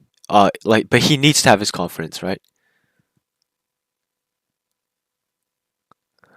Dude, I forgot, bro. Dylan, bro, you're in Sydney, but how are you still awake, buddy? It's like 4 a.m., man.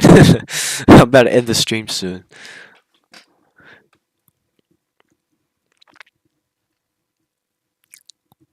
Facial expressions. Hulk was surprised that Sam decided to start a fight. I mean, but he literally says like, "Oh, what do you want?"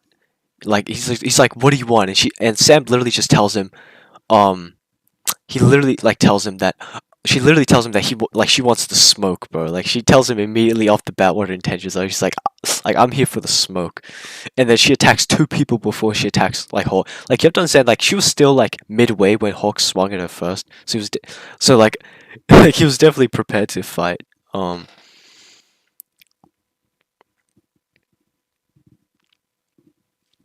yeah, I generally I don't count deleted scenes as canon because we don't know the reason why they were deleted. Like for example, like they might have deleted a scene because they don't think it matched up with the show. They might have deleted it because, it cut into the runtime.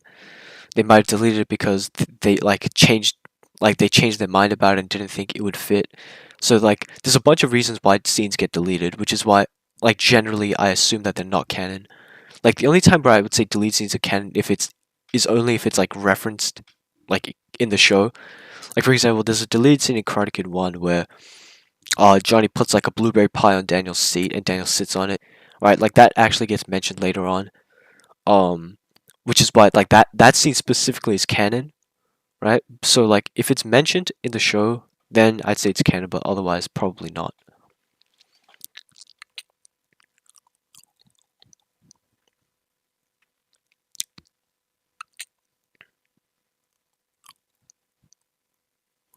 Daniel from Karate Kid 2 would destroy Johnny from Karate Kid 1. Like the strength difference is too insane. Because you have to understand that like Chosen like broke apart a stone statue, bro. Calculated at 126 kilojoules. Johnny's strongest feat is 53 kilojoules. So like Chosen is like more than twice as strong as Johnny is physically, and Daniel was able to like knock this version of Chosen down. Not to mention Daniel just got way more skilled in Karate Kid 2. So yeah, I definitely think he would have beaten Johnny by Karate Kid 2. Yeah.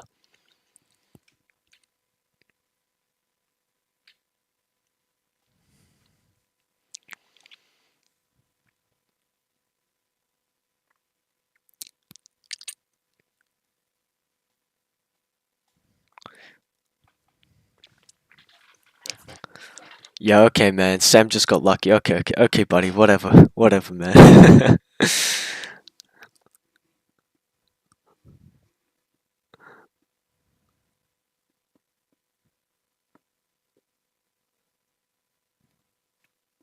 Also, the whole like okay, so like Sam's like character arc in season 3 was unnecessary in my opinion. Like, why would she be scared of Tori when she literally beat her? Like, okay, yeah, she pulled out a weapon, but she beat her. Like, I found it unnecessary because I didn't feel like Sam needed like a character arc where Tori is like the boogeyman, the villain. Like, I just felt that was unnecessary.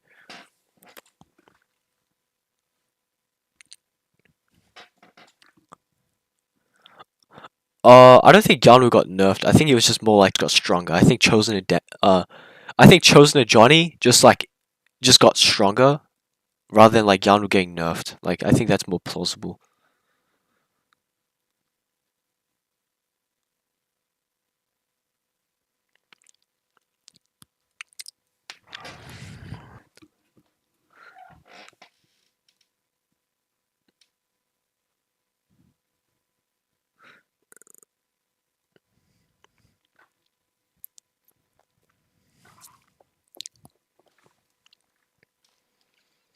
Cho would probably beat Miguel from season 4. He just has like more impressive strength feats. Actually, yeah, like I think his strength is like his strength and durability is like so much better to the point like I don't think Miguel's like better skill would like compensate for it. Like it would be very close. I think Chosen versus like season 4 Miguel would be very close, but I think Chosen would like win. Like season 5 Miguel would beat Chosen though. Like yeah, season 5 Miguel would beat Karate Kid 2 Chosen.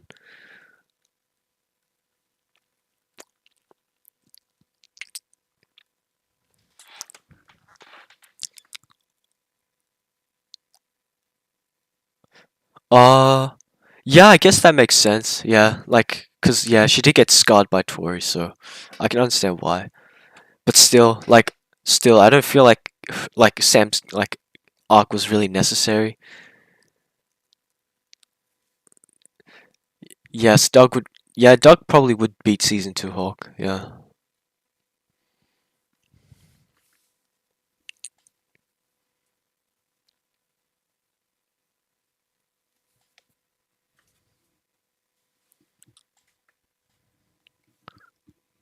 There's also like this ridiculous argument going around that like Daniel in Karate Kid 3 is nerfed or like he got worse than he was in Karate Kid 2. But the thing is like it doesn't even make sense. Like it doesn't make sense. Like how did Daniel who never stopped training get weaker? Like yeah, these are like a lot of these arguments don't make sense. Yeah, Daniel from Karate Kid 3 would absolutely flatten Johnny.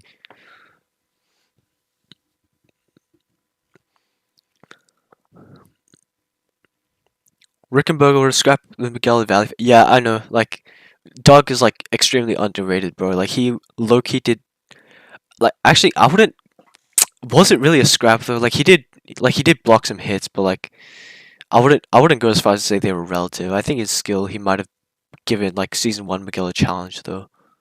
Yeah. Season 2 Hulk was never impressive. Mm, yeah, I agree honestly. Like yeah, I hated the fact that season 2 Hulk lost to Demetri though. That really pissed me off. I'd say like that pissed me off more than like season 2 Hulk losing to Demetri pissed me off more than season 5 Hulk losing to Kenny. Right? Like I'm not even gonna lie to you. Like that like Hulk losing to Demetri, like I didn't like that, bro. Like I didn't like that.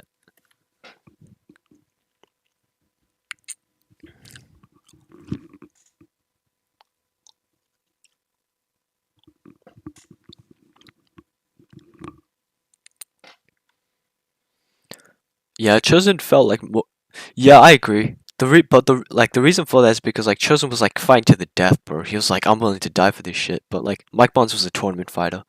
I mean, he was still like good at street fighting, but like his main thing was like known for being a tournament fighter. So yeah, I feel like more of a threat. But you know, for going off scaling, you know, Mike slaps.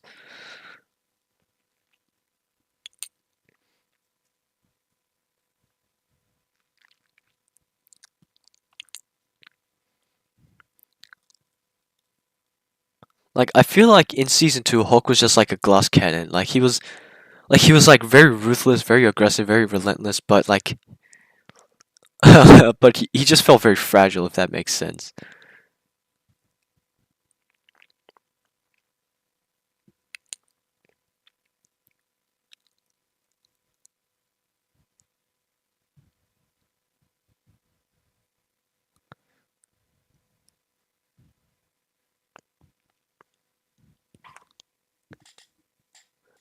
Hulk losing to Kenny was worse than Demetri lost. Kenny is a toddler. Uh honestly, like everything you say makes sense, right? But I don't know why. Like I don't know why I feel this way, maybe it's because of like of the sheer amount of hate Kenny gets, but like I don't know. I just didn't like the Hawk loss to Demetri, man. Like that, like for some reason that I can't explain, like Hawk's loss to Demetri like bothers me more than his loss to Kenny, because I feel like actually it's probably because like Hawk by the time of season 5 just I don't know. Like I don't know why. Like I don't know why Hawk losing to Demetri bothers me more than the Kenny loss. It just does.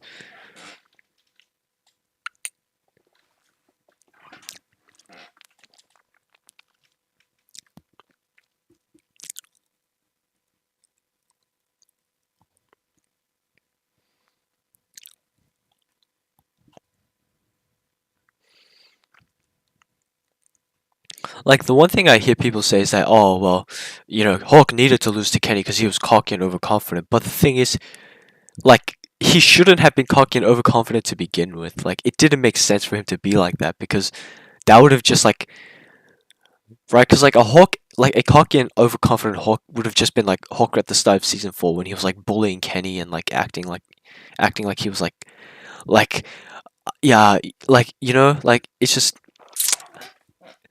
I just didn't like that, man. Like why would you have to like downgrade Hawk's character like that? I just felt like it was unnecessary.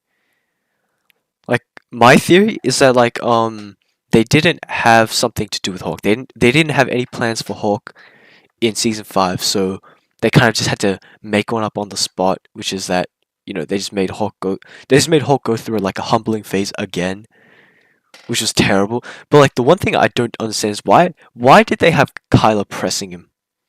Why did they have Kyla pressing Hawk? Like that didn't make sense. Like that didn't make sense at all. Yeah. Like the fact that he needed Demetrius help, like come on. Like yeah, even if like Kyle even if like Hawk was only using Miyagi-Do, the fact that Kyle was able to do that anyway was still like kind of dumb.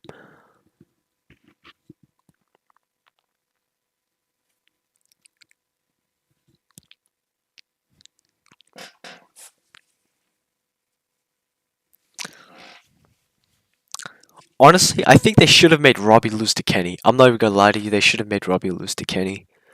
Cause I think Robbie would have more incentive to hold back than Hawk. Because the thing about Hawk is that like he already had beef with Kenny, right? Kenny tried to attack him multiple times. Hawk like pressed Kenny before, like in season 4. So I feel like Hawk would have less incentive to hold back, whereas like Robbie like is like Kenny's mentor, right? And we've seen him hold back against Kenny before, like at the All Valley tournament. So I feel like Robbie losing would have made more sense. It would have been more believable. I mean, it wouldn't have been believable. Is like a kid, right? Kenny's a kid, but um, yeah, it's just yeah. I think it would have made more sense for like Robbie to have lost.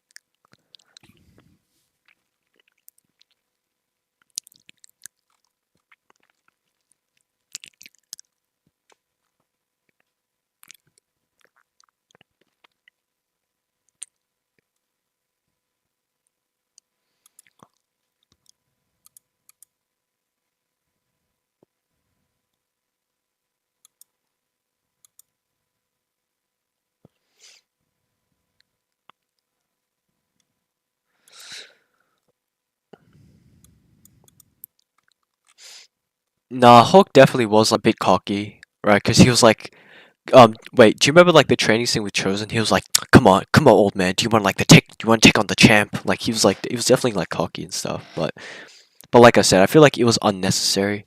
Like they shouldn't have done that with Hawk to begin with. I mean, I guess it kind of seems in character, but it's just yeah, it was unnecessary.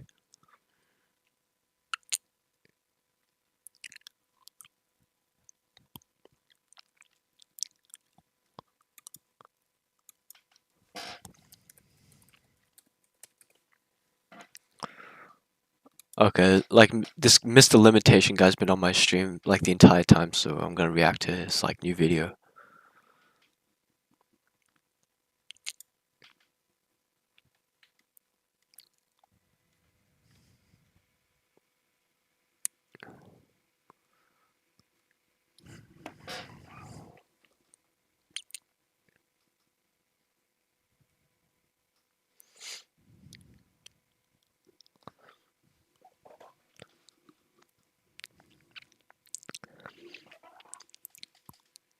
Season 5 Demetri should body every single version of Rory besides Season 4 and Season 5.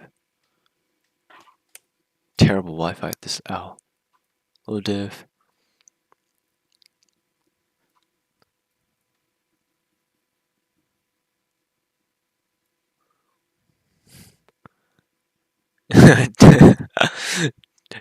W, that was W.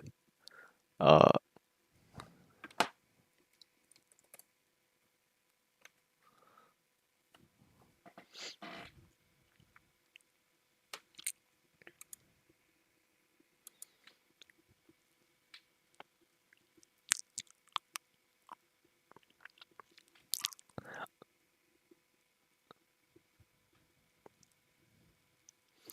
I mean, it like okay. So the reason why you're saying it's like a Hawk thing is because, right?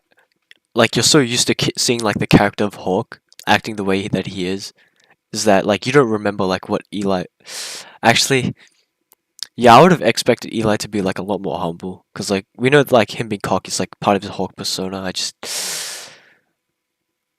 actually maybe he would have done it, cause like he did gain some confidence in the Old Valley, but still like.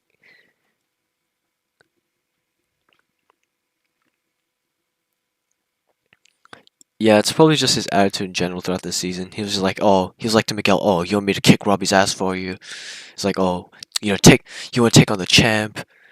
You know, he's like he said that repeatedly. I feel like Hawk just like, yeah, they just did him filthy in season 5, man. Like there's no justification for it. They just did him filthy. I definitely prefer Kenny as a character right, like at the moment. Like, actually, it depends on like what you're asking. Like, if you talk about like which character do I like more, neither of them, bro. I hate Anthony and Kenny. Both of them are like both. I hate both of them, but like as a character, Kenny at the moment is a better character, but Demetri, sorry, Anthony definitely has more potential because like he's Daniel's son, right? And like I feel like they have big plans for Anthony because I think it's season 4, right? Like like Daniel remembers Mr. Miyagi saying like Anthony was going to become like the protector of the LaRusso house or something like that. So I feel like yeah, so I definitely feel like they have big plans for Anthony, but who knows, man. Yeah, season 4 Dimitri would definitely beat season 4 Kylo. Like that's not a hot take.